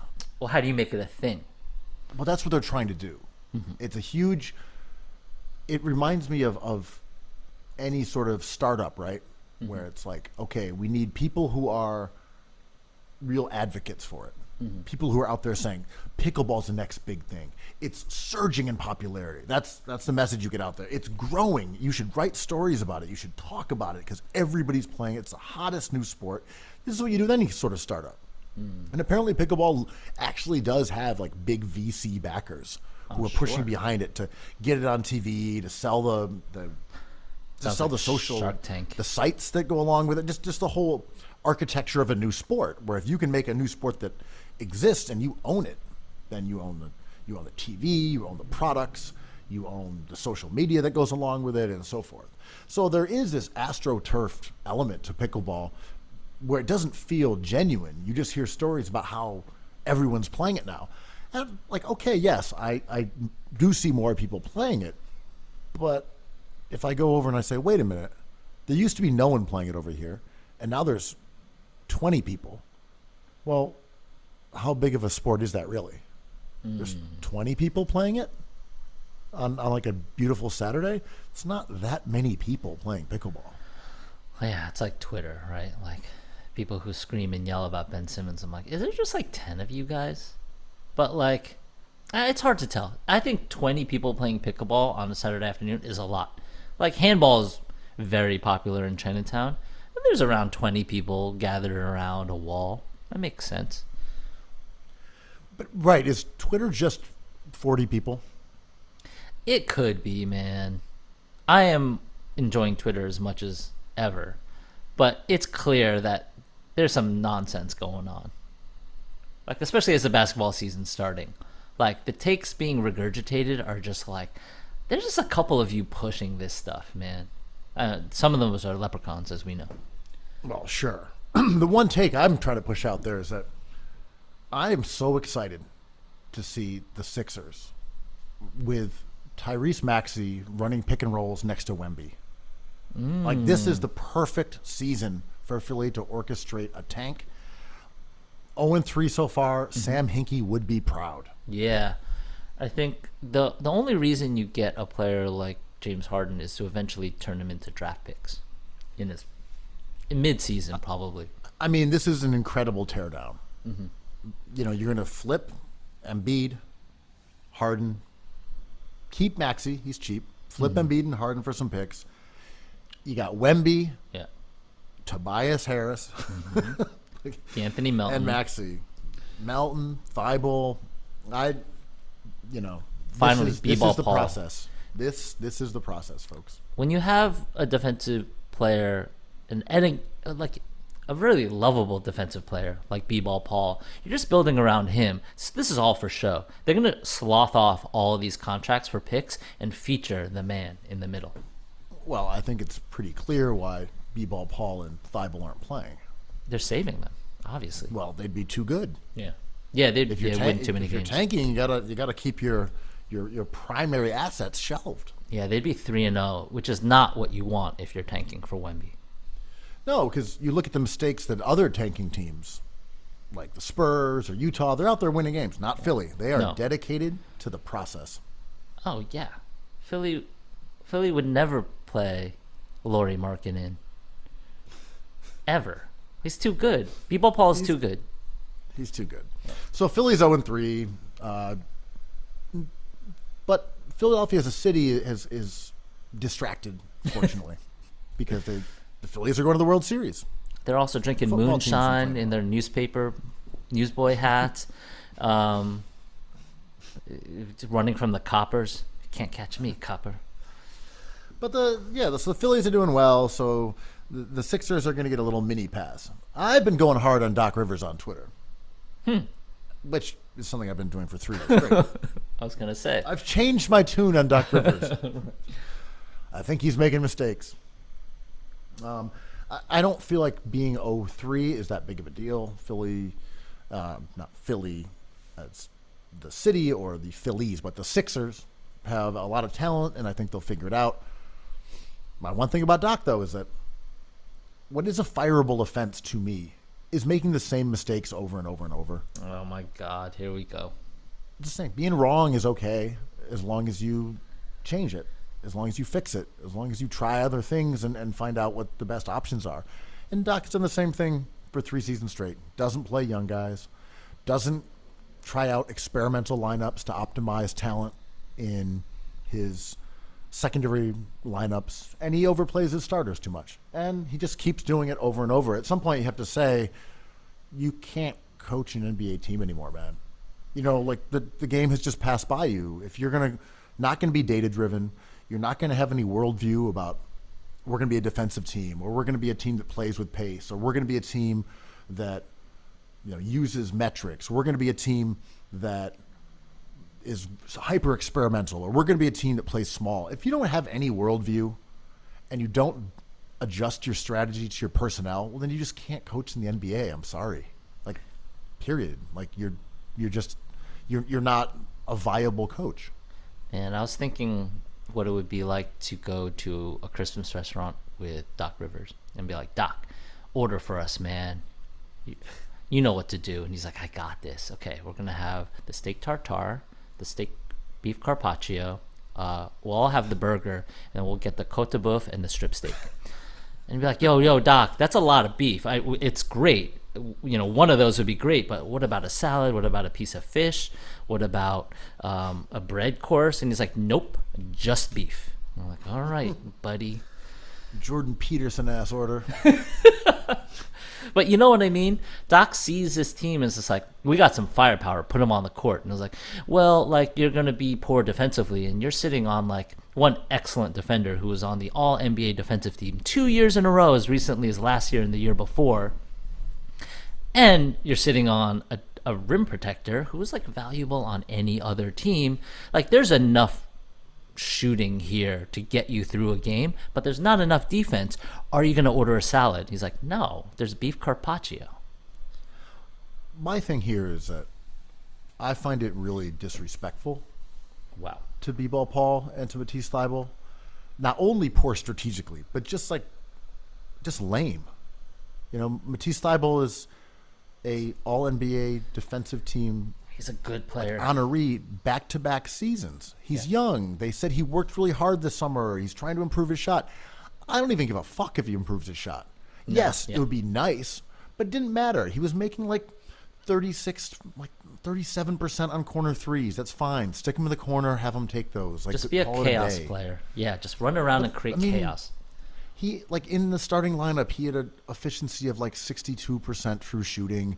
They were great when he was on the court. They were great offensively. They had one of the best lineups in all of the NBA. And now he doesn't play. It's just bullshit. And then you look at B-Ball Paul and you're like, okay, so you succeeded in Summer League. You succeeded in, you know, the preseason. You succeeded when we brought you off the bench last year. You succeeded in the playoffs. G You've been League. good Yeah. in the G League. You've been good at every single level you've played. Every single level, and we won't give you a chance. Like, how do you look at that guy and say, sorry, dude? And this is a meritocracy. because it's not. Yeah. It's not a meritocracy. Every year, okay, we're bringing in Drummond. We're bringing in Dwight Howard. We're bringing in Harrell. We're bringing in DeAndre Jordan. There's always someone, and you're like, how do you say that this is fair? You've been good at every single opportunity, and you can't get on the court? We got a mad genius and Then on let the that guy go sideline. somewhere else. Trade him. Just release him. Get like this. It's just bullshit. You know, as a Knicks fan, I think this is really entertaining. And as a Twitter fan, I think it's even more entertaining. And it goes in cycles. I'm not saying anyone's right or wrong about, you know, whatever, Ben Simmons, the Sixers, the Philly fan base. But, like, turns out it's not Ben Simmons' fault, right? Like, me and you knew this. We were shouting it from the rooftops, being like, you can work with an all-NBA defender who doesn't shoot from long range. You can make this work. Do not trade him. It's like, oh, Harden? Okay, you have great value for him. Also does not work 0-3. And I agree with you. This team is going to be fine. It's just 0-3. Some weird stuff happened. But like we keep on saying, I think the ceiling with Doc is visible. Yeah, I think the Sixers' talent has been good enough to win a title 3 seasons straight. And when people ask me, well, do you think they'll win a title this year? No. Oh, Doc. They have Doc Rivers as coach. He is not capable of doing it. And I don't dislike Doc. I think he's a funny character. I like when he's on the sideline. I love his expressions. I think his interviews are funny, even when he's snippy with reporters. That doesn't bother me at all. I just don't think he is capable of optimizing a talented roster in a way that other coaches are. And that becomes a really prohibitive competitive disadvantage to winning a title because it's already hard. Yeah. You already have to beat really good teams that are disciplined and smart. You have to beat injury luck. You have to beat sort of the variance of shooting in a given series. The schedule, there's all these things that are obstacles that you have to overcome. COVID. And it's just too hard when you have a coach who isn't getting the most out of the roster, as Doc has never been able to do. Well, it's so funny. Like, I still adhere to the idea that, like, we overvalue coaching. I think a lot of coaches do a fine enough job. I don't think it's Darvin Ham's fault in LA. I didn't think the cycle of Knicks coaches was the issue necessarily. But then you have outliers that are really great, right? Every season there's a coach that does something creative and we take note. But to the opposite effect, there's some coaches that aren't the right fit for their team. And I love the conspiracy angle of this, and Doc Rivers as kind of in the hearts of the writers who cover the NBA, which were Boston fans. and not identifying Doc as the issue ever. It's always Ben Simmons. It's always like, keep the Sixers team down. It's very easy to do. All you have to do is have a huge network and just be like, never talk about Doc Rivers, never talk about Ime Udoka, and we won't. It's Draymond Green, it's Ben Simmons, like over and over every day. But I do think, to our last pod, James Harden, he's washed up. yeah, to our last pod's point, I think this is a great opportunity for Morey and the Sixers. For this to happen in the first week is the best case scenario, because he has an out now. He can do it without much pushback, being like, yeah, we gave the Doc thing a chance. We're going to promote him to vibes manager and just get another coach in there of Morey's choosing.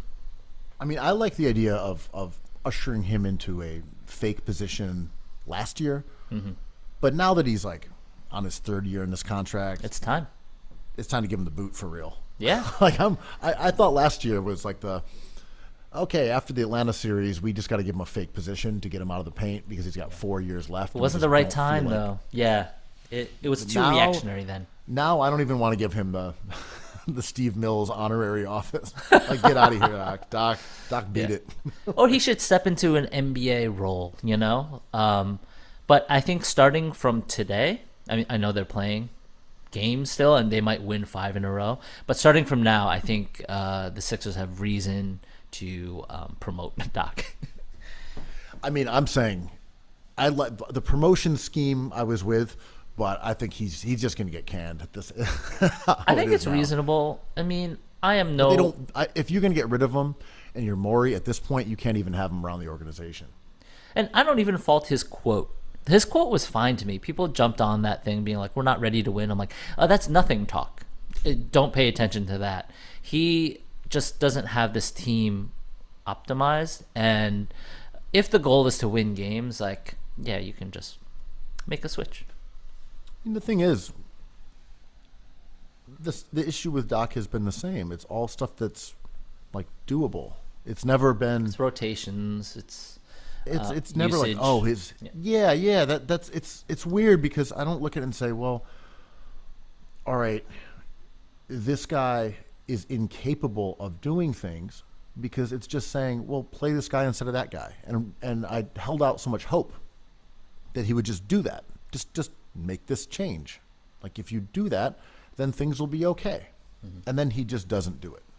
And you know, the first year I had a lot of patience with him, and I was like, well, all he has to do is change. This is not a big deal.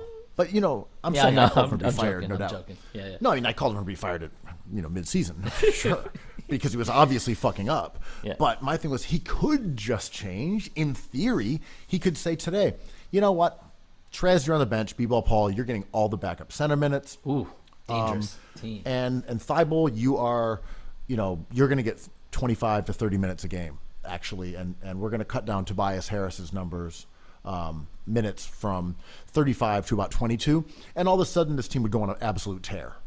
Mm-hmm. But he's not going to do it. No. Yeah, I mean, Morey gave him this wonderful menu with grilled asparagus, iceberg wedge salad, lettuce, and he just keeps on ordering burgers. He's like, 2 burgers for everybody. And we're like, whoa. That's very nice of you, but like, I would like some of that delicious looking grilled vegetable. And he's just like, no, man, that's no good. The burger. So, speaking of burgers, RJ started.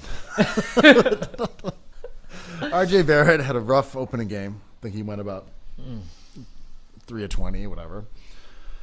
He hasn't shot too well thus far. I think he's 0 of 9 From three. I will say this.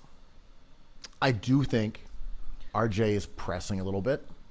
He's a young contract. player. Yep. He got a huge extension where there are new expectations on him and expectations on himself. He's being paid going forward like a superstar. So Clyde Frazier said, the most reasonable Knicks fan, said this must be his all-star caliber year. That's what I mean. People say, hey, we paid you a bunch of money. Now you should be a better player than the one you've been for your whole career. All right. Okay. I mean, that's possible. But, like, is that going to happen? I am so Gen X and tranquil about this. We know what RJ Barrett is. I don't want to argue about if he's good or he's not. He has not been good. But my tranquility is this season is another developmental year. I think everyone's jumping the gun. He needs another 2, 3, 4 years to figure this out, man. It might take a whole contract. But at the end of this contract, if he becomes like a reliable spot-up shooter, joke's on you guys. When RJ is 27 years old, look out. Entering his prime. But otherwise, I went to the Knicks opener. Yeah. They look good. I think we were, as usual, completely right when we said that Brunson and Brundog and Yes, I was like, Brunson, who's that? And Doggenstein. Yeah. Those two additions would make a difference in terms of elevating the overall IQ of the players on the court. Not talking about Emmanuel quickly. Yeah. But I think that's what's happening. I mean, I know they were playing Detroit, that the game I was at, who is not a strong squad. Nope. Other than Beef Stew and Erskine Outta Rochesterian to the here. core. But they moved. The Knicks really seem to be focused on moving the ball around, and I do attribute that to Brunson's floor generalship, which is funny because the most boomer-fied Knicks fans have been talking for years about how the team needs a point guard, and how can New York be the city of point guards, and they don't have a point guard on the Knicks. We haven't had one since Strickland. But lo and behold, they have a little floor general out there, a short king, He's taller than who really you. helps. Oh, you're 6'3" now. My bad. You 6'3", grew. You dude. grew. Yeah, right. Yeah, you're 6'6", I'm 6'3". We're the world's tallest basketball podcast. Huh? Oh, it's the oxygen deprivation. You lost me. Yeah. Now you know what it's like to be 6'3". It all makes sense now. But I feel like the Knicks surprised me on one thing. They were a lot more fun than I thought they'd be. I mean, I'm so biased. I love many iterations of this team. Not all, but this one is lovely, man. I love Duncanstein, Brunsonstein. When they got Brunson, I was annoyed because it was kind of a white flag. Like, I don't think the Knicks will be a team that collects top 5 picks and becomes like Cleveland or what we hope the Pistons will be, or like what the hell Paulo is doing in Orlando. Like, we won't have that experience for the next decade because Brunson's good. He's a good basketball player. And I think he can be the second or third best player on a really great team like he was last year, as recently as last year. So I find that to be a bit deflating, knowing that they're going to be good. That said, watching a good, lovable team in New York is like a very cool situation to be in. And this team is interesting. And as soon as they start unleashing players, like IQ had 27-7 last game, and he looked like comfortable again. There is something to absolutely enjoy at MSG this year. My take that it was like you should either be going for a title or tanking has kind of mellowed over the last few years. I think if you've been unsuccessful for a while and you have not figured it out, look, I think you should be bad, get high picks, and that's what I would do. But I also can see the appeal of saying we just want to have a pretty good product. We want people to come to the arena and have fun. And, you know, if that limits our ability to get really high-end talent in the short term, so be it. I get it. It's not what my choice would be, but I do understand the validity of it, of saying, let's just be a playoff team. Maybe it's not all about winning a title or being in the dumpster. And I'm more sympathetic to that, even though, again, it is not how I would build a team. And I agree with you, but I believe you're this way because it's situational. If RJ Barrett was as good as Paolo Banchero or as tantalizing as Cade Cunningham, you'd be like, okay, we're on a clock now. The Knicks are on no clock. So this kind of pleasurable basketball experience is fine. Like, it doesn't matter. But as soon as you identify like an Evan Mobley, you're like, okay, we better go for it because we have something special here, and we just can't let this die on the vine, right? It's a great point because that is what's weird about the Knicks. Unlike most teams, they kind of exist in this spongy, nebulous area where time doesn't exist. There's no. Wow. Talk about But wandering. I'm trying to think about other teams in the league. Like, yeah, there's no real timeline to OKC, but we know what's happening here. Like their timeline is like a couple of years from now. Shea Gillis, There is a timeline. It's a couple of years from now. There are other teams like Cleveland. Their timeline is now sped up. It's now. it's because now. Yeah.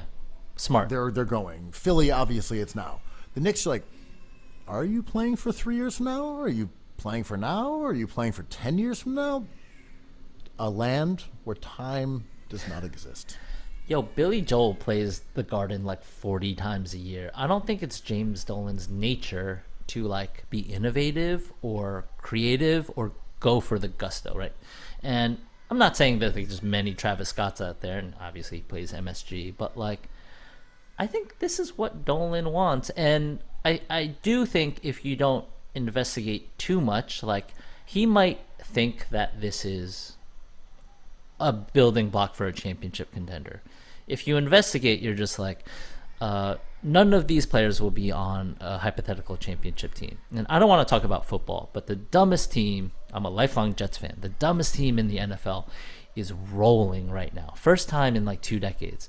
Because they just kind of lucked into these excellent players that they put in these high pressure positions, and they're just like beating other teams. And the Knicks don't really participate in that.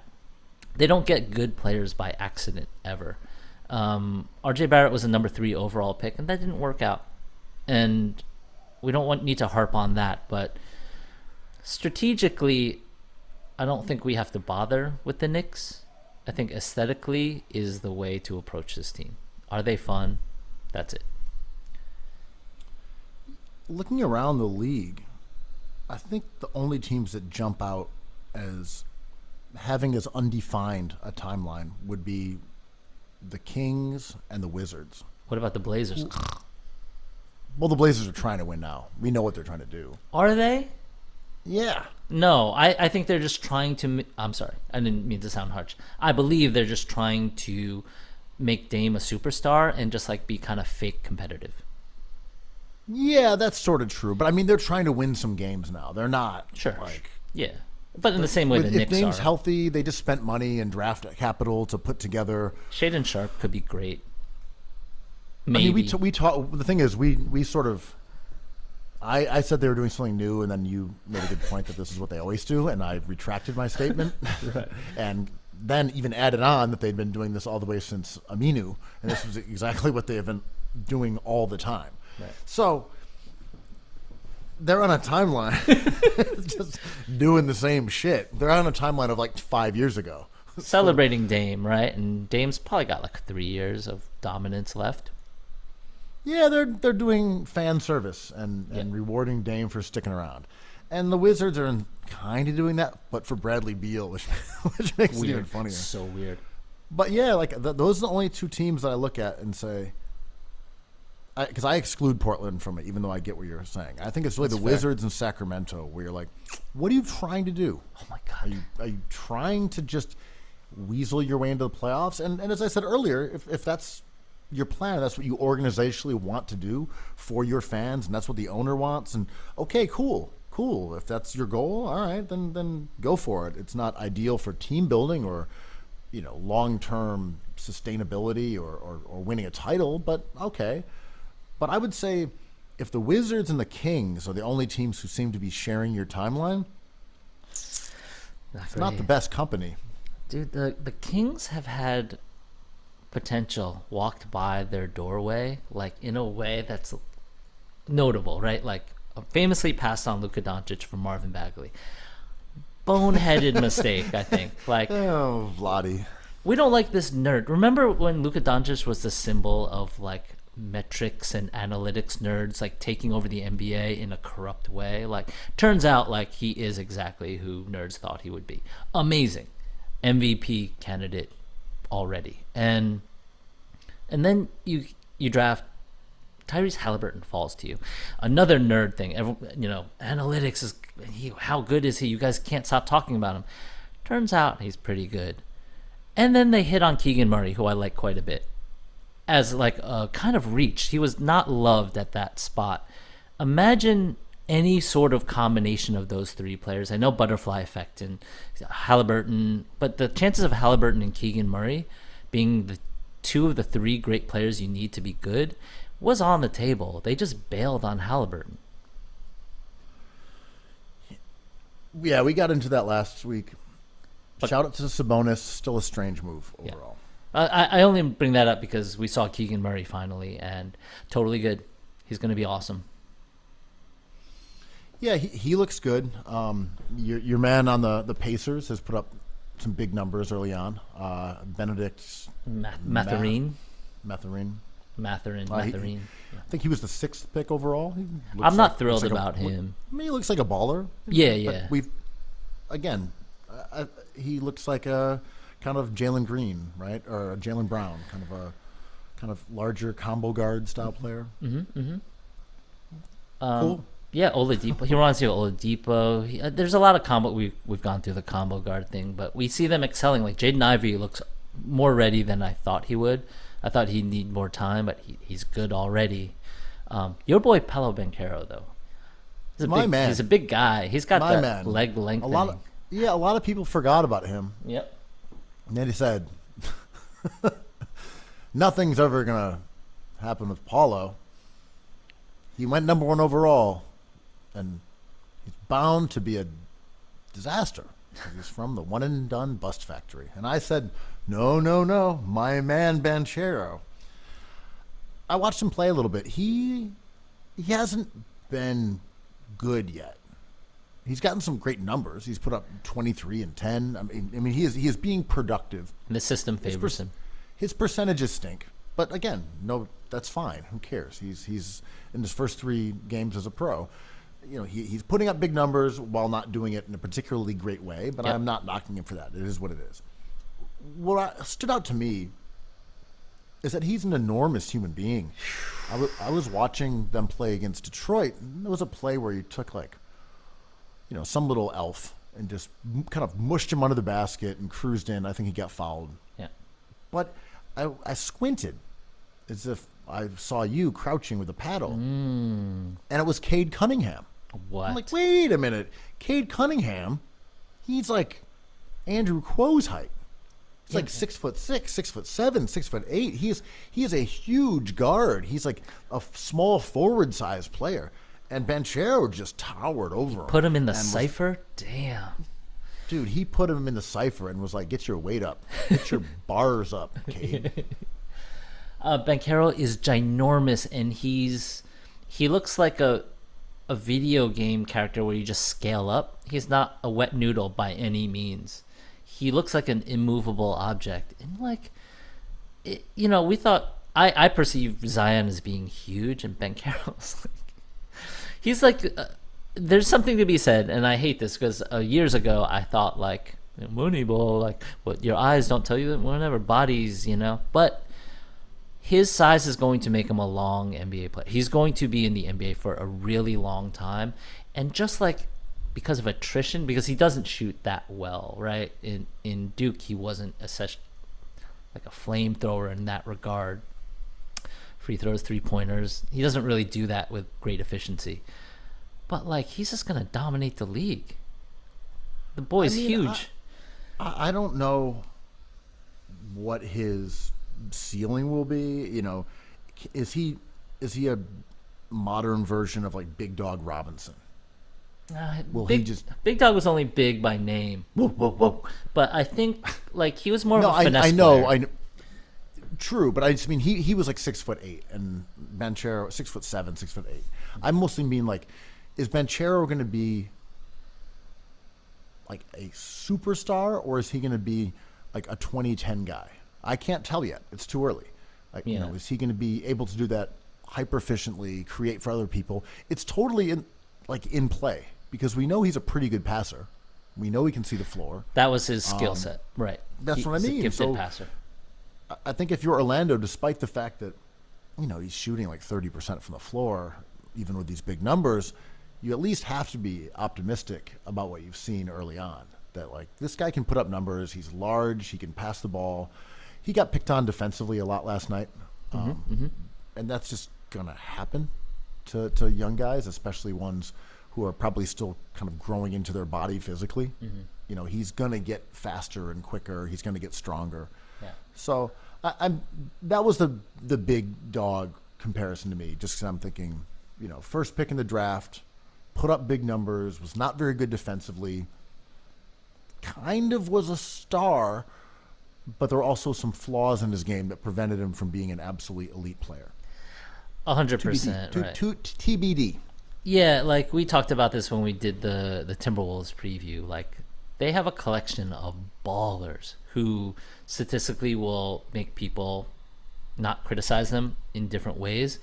But Banchero has a skill set which I love, which is the passing. But it is hard to think of him as a god level player, as his ceiling, because when we see god level players like Luka Doncic, it's like there's a different kind of court vision there.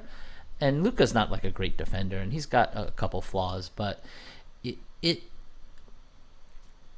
like, let me form this as a question. Do you think a player like Nikola Jokic can be the pillar of a dynasty?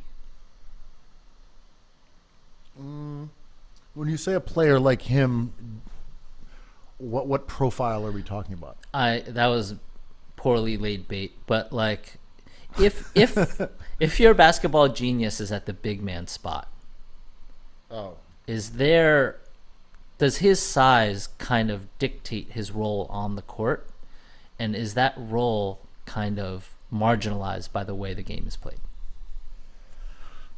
I think at this point, no. But that's also because Jokic is so uniquely great of a passer. We've seen big guys like Marc Gasol and Pau Gasol who were excellent passers and really be key, parts of Pau's a an good one. offensive attack. Yeah. And Joakim Noah, also same deal. Those guys who could operate from the wing and find cutters and find shooters. We haven't seen anything really like Jokic ever in terms of the creativity and the vision. I mean, he can just make every pass, but also like times 10. He's insane. What He's insane. I love about him that reminds me so much of myself when I'm on the court. Oh, wow. On the pickleball court? No, what's amazing about him is that he can turn routine plays into easy shots and layups in ways that other guys can't do. I think that's the difference. I know we love the ones where he flips the ball behind his head or catches an inbounds and throws it like the length of the court. Those are exceptional, Right. no doubt. Right. But it's the routine plays where someone will come off a curl and he'll just drop a pass over the defender's head and the guy will catch it and just be able to put it right up on the glass. And you're like, no one else even makes that pass. And he's an excellent shooter. And like, yeah, I don't want to overcomplicate this thought, like he's good at many things. But the players you mentioned, I love, like Joakim Noah, Pau Gasol. Pau Gasol being the best, example of what I'm thinking. But they were paired with other borderline basketball geniuses, and even Marc Gasol with Mike Conley. I think that was a big deal. Conley at that time was really underrated, I thought. But when I see Paolo, to your point, I see someone who's a max player probably throughout his career, probably the top scorer of his team constantly, but like doesn't operate the same way as an Evan Mobley to me, or the prospect of Jaren Jackson Jr., something like that. Paolo uses his size in a genius way. He has a genius there, but spatially he is not. Whatever, the small sample I've seen in Duke, like he doesn't strike me as the god level kind of prospect. No, I would agree with that. No one really talked about him in the same terms as not only Wemby, but I would say Zion, Anthony Davis. Those are the two recent ones that people were, really hyped. Simmons had a lot of attention, but he didn't really do much in college, so that tempered it a little bit. But he was obviously the number one pick. Same with Kyrie. But I feel like Anthony Davis and Zion out of recent picks were the ones that were like, oh, it's them no matter what, and they're the one. Yeah. And that teams talked about tanking for those players for a while. Yeah.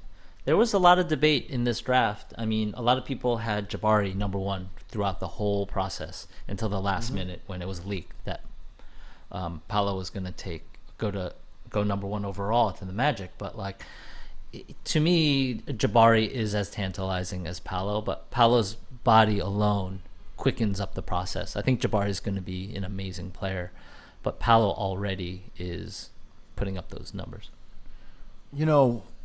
I know that your boy, Jonathan Isaac, I think you guys are, you're mutuals on Parler, I believe. He's one of my new 50 friends. Yeah, I mean, I know I chatted with him a little bit on Gab and True Social. I'm hoping that he can come back this year and be healthy. It's been such a long time, but I do think that he is an awesome basketball player to watch. I love the way he plays, his defense, his mobility. He's just so long and lanky, and he reminds me of my guy Nerlens a little bit, who just can't ever get healthy. Same with Isaac, but as a forward instead of a traditional big man, like his disruptiveness is just next level. Steals, blocks, deflections, and I feel like putting him next to Franz and Paolo could have like a huge impact on Orlando's success, because Franz is smart and a pretty good defender, but he has some limitations. Paolo is not a good defender right now, and maybe won't ever be a great one. But having that wing who you can toggle around and take better matchups and just create turmoil off ball, I think goes such a long way in helping to protect guys who aren't great defenders. Like that, if you have those guys, you kind of have a lot of luxuries that other teams don't. Because not only can you switch their primary matchups, they also cause enough trouble off ball to help your guys who are liabilities otherwise. So I think Isaac being added to that team, and whatever happens with Cole Anthony and Suggs, notwithstanding faults, maybe one of those guys will pan out. We'll see. But I do love that idea of kind of a 3-4-5 where you're going Franz, Isaac, and Paolo in some order, even putting Mo Bamba out there as like another rim protector. Orlando's on the verge of being pretty fun. I know. Someone offered me tickets for the game at MSG tonight, and I just kind of wanted to go see Paolo, but I'm washed and dead inside, so I can't do that. Damn. So, yeah, that rebuild is very cool, but it's like, it's hard to figure out what they're doing. It's kind of like, is this over? Is Paolo the prize that they wanted? Sort of like, we're seeing a lot of these tanking teams win some games, and it's kind of muddying the. It's only been 3 games, but it's Orlando's 0-3. We know what they're doing. Sure, but as you said, like Suggs and Paolo are like 2 big I don't like Suggs that much. I like him as a person, whatever. I didn't like him as a prospect as much, but like, of course you would add Wemby or Scoot to that mix, no doubt. But like, this is what you want from a rebuild, right? Like 2 top 5 picks who are kind of bookends and kind of serve purposes in a nice complementary way. Sure, they're 0-3. Point taken. Oh no, you are correct. I'm saying they're doing it in the way that I would. The only person on that roster who's over 24 years of age, who's out of the rotation, is Terrence Ross, and they'll probably try to trade him at some point. He's balling. No, he plays well. I mean, or maybe they keep him as like, all right, here's our one dude. Rouse. This is our Rouse. This is our locker room guy. He's our leader. We like him here. He chucks up threes, which keeps defenders from jumping all over our young dudes. But you look at the rest of that team, like they're going to be bad because they're going to be young, and that's how you want it to go if you're in this position. That if you guys win games, it's because Franz and Cole Anthony and Wendell Carter and Suggs and Mo Bamba, because they're playing like ahead of where you'd expect them to be, which is like a promising good thing. Because otherwise you're just going to say, hey, normal development, we're playing a bunch of first and second year guys with huge responsibility that they are not ready for, and we're going to lose a lot of games, and hopefully we'll get one of the top 2 picks in the draft. Yeah. Or we'll get another high pick and rinse and repeat next year. And this is the timeline discussion we had a few minutes ago, right? Like, I think as soon as you get the number 1 overall after picking Suggs the year before, it's just like, okay, our timeline is more visible now. And in my opinion, the Oklahoma City timeline is visible too, in a way the Knicks is not. Only because they have Shai Gilgeous-Alexander, who's like, are you going to bail on him or are you going to stay? Like, you have to make a decision at that point. I think he's pretty good. And, like, I believe in stacking players on players on players. Like, yeah, if you can draft another top 4 pick, do it. Draft Paolo Banchero number 2. Just keep on stacking them. But at a certain point, these assets ripen, and then you sign Mitchell Robinson. And you're like, oh, okay, we have to make a decision here. Yep. That really is your timeline. You make a good point. The timeline really is when those guys start getting paid real money. And specifically in the case of Orlando, we've seen this happen a couple times. This is the third permutation of the bad Orlando teams. It first was the version that had like Fournier and Aaron Gordon and those guys, right? Right. Damn.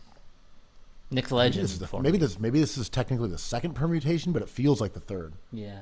The post-Dwight Orlando Magic. No, because the first one had like Tobias Harris. That's right.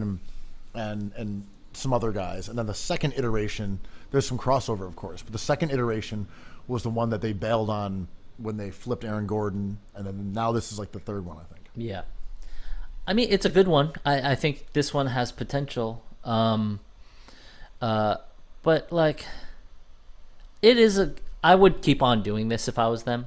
There is no like veering from this path. But I do think getting a number 1 overall pick is a built-in urgency that a team like Orlando should not ignore. And, you know, if let's say if the Utah Jazz 3-0, like, get Wembanyama, they're on a timeline then, right? Like, they have to figure out what they're doing. They can't just like keep on stacking picks, because every day this guy kind of, in a way, sadly, like, depreciates. I agree, and I'm only jumping in here just in the last point about Orlando. The first version that I was thinking of was with Vooch, Oladipo, Tobias. Right. That was the first one. Then it was the Fournier Gordon version, and this is the next iteration. The Vooch Oladipo team was interesting. Oladipo was maybe, discussed as a number 1 overall pick in a bad draft, but like, injuries aside, like, he was a hit.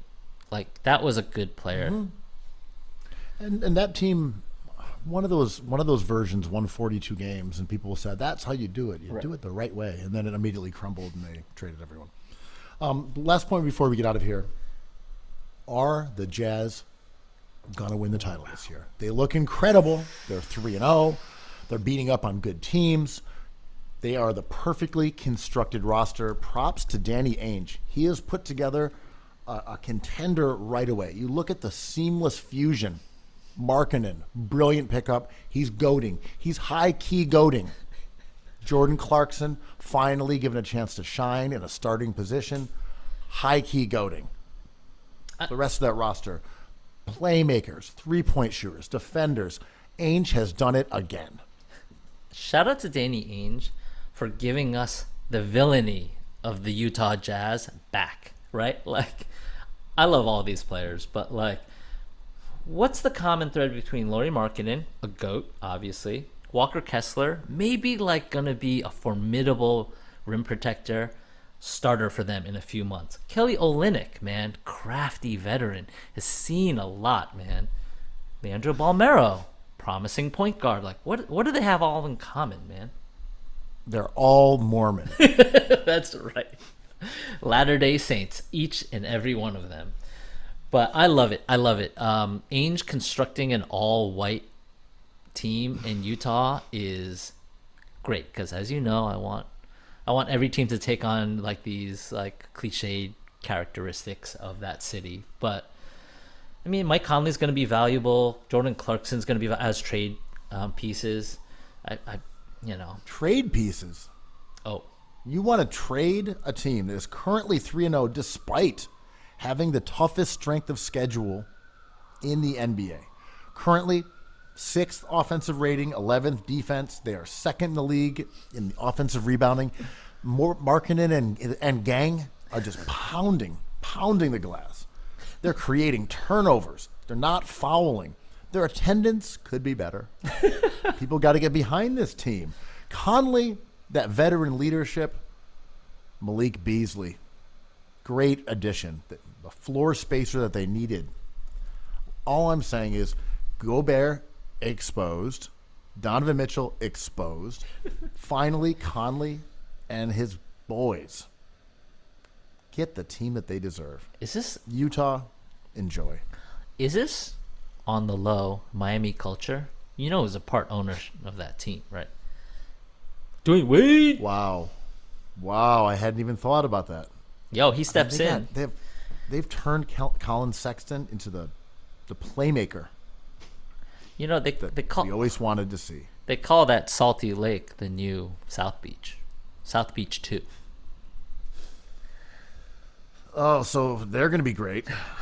Spurs are 2-1. They were supposed to be bad, but nope. Sixers couldn't handle their stagger screen into a wide open three at the top of the key. Spurs did it over and over and over. Philly had absolutely no answer for it. Trading DeJounte Murray was great for both teams. Like, there's enough talent, and you had to do that if you're the Spurs because we're talking timelines, and he was ready to get his his money and his usage, and he's getting it in Atlanta, and they look good. Like, he looks like he hasn't changed. But yo, I kind of like the Spurs, man. This is like my favorite version of this rebuild. Like Trey Jones, I like the pieces, man. I like Devin Vassell. I like your boy Keldon Johnson and Jakob Pertl. I don't know. You can move him for something. Well, Pirtle's good, He's really good. and he's always been pretty underrated. He's a great offensive rebounder. He's a good defender. He blocks shots. Cannot shoot. He just can't shoot. Yeah, that's fine. And because of that, he has a reputation for just being bad offensively, even though he isn't. No, he's And, a slammer jammer. He's a good player. And you look at advanced metrics, he's like a top 50 all time to some people. I was looking at something the other day. Wait, all time He's what? basically no, like in like the last like 30 years, he's like top 50 by like they're like a rate adjusted plus minus or something like that. Like Right, sure. he's a value. What they're saying is he's a valuable player, I agree. and he kind of beat the Sixers.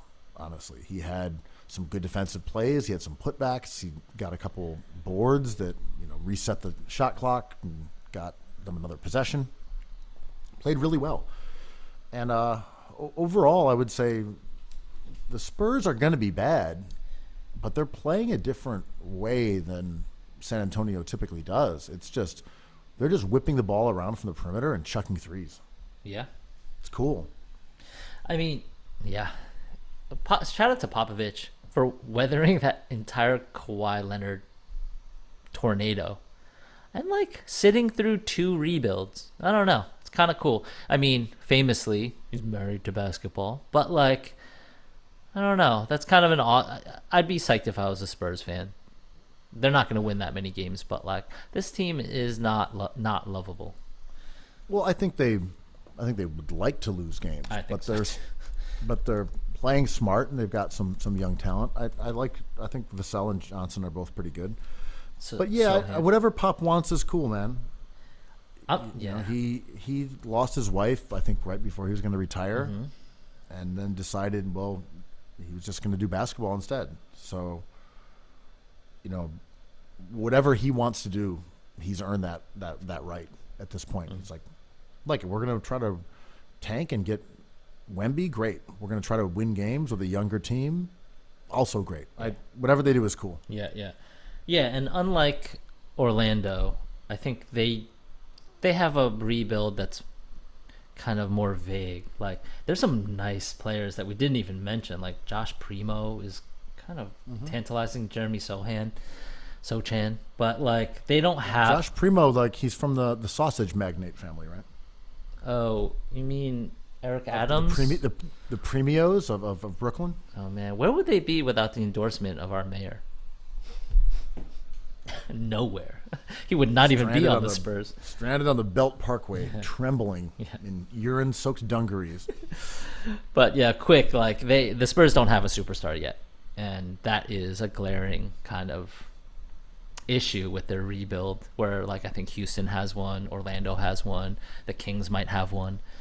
OKC probably has one when Chet comes back, but they don't have a bona fide alpha yet. They just have like high usage guys like Vassell kind of eating in that game plan. So they're still looking for that one. You know who's got 2 bona fide alphas? These pickleball gods. And no weaknesses, no flaws whatsoever. That's right. Cookies. Cookies. I love cookies. I love cookies.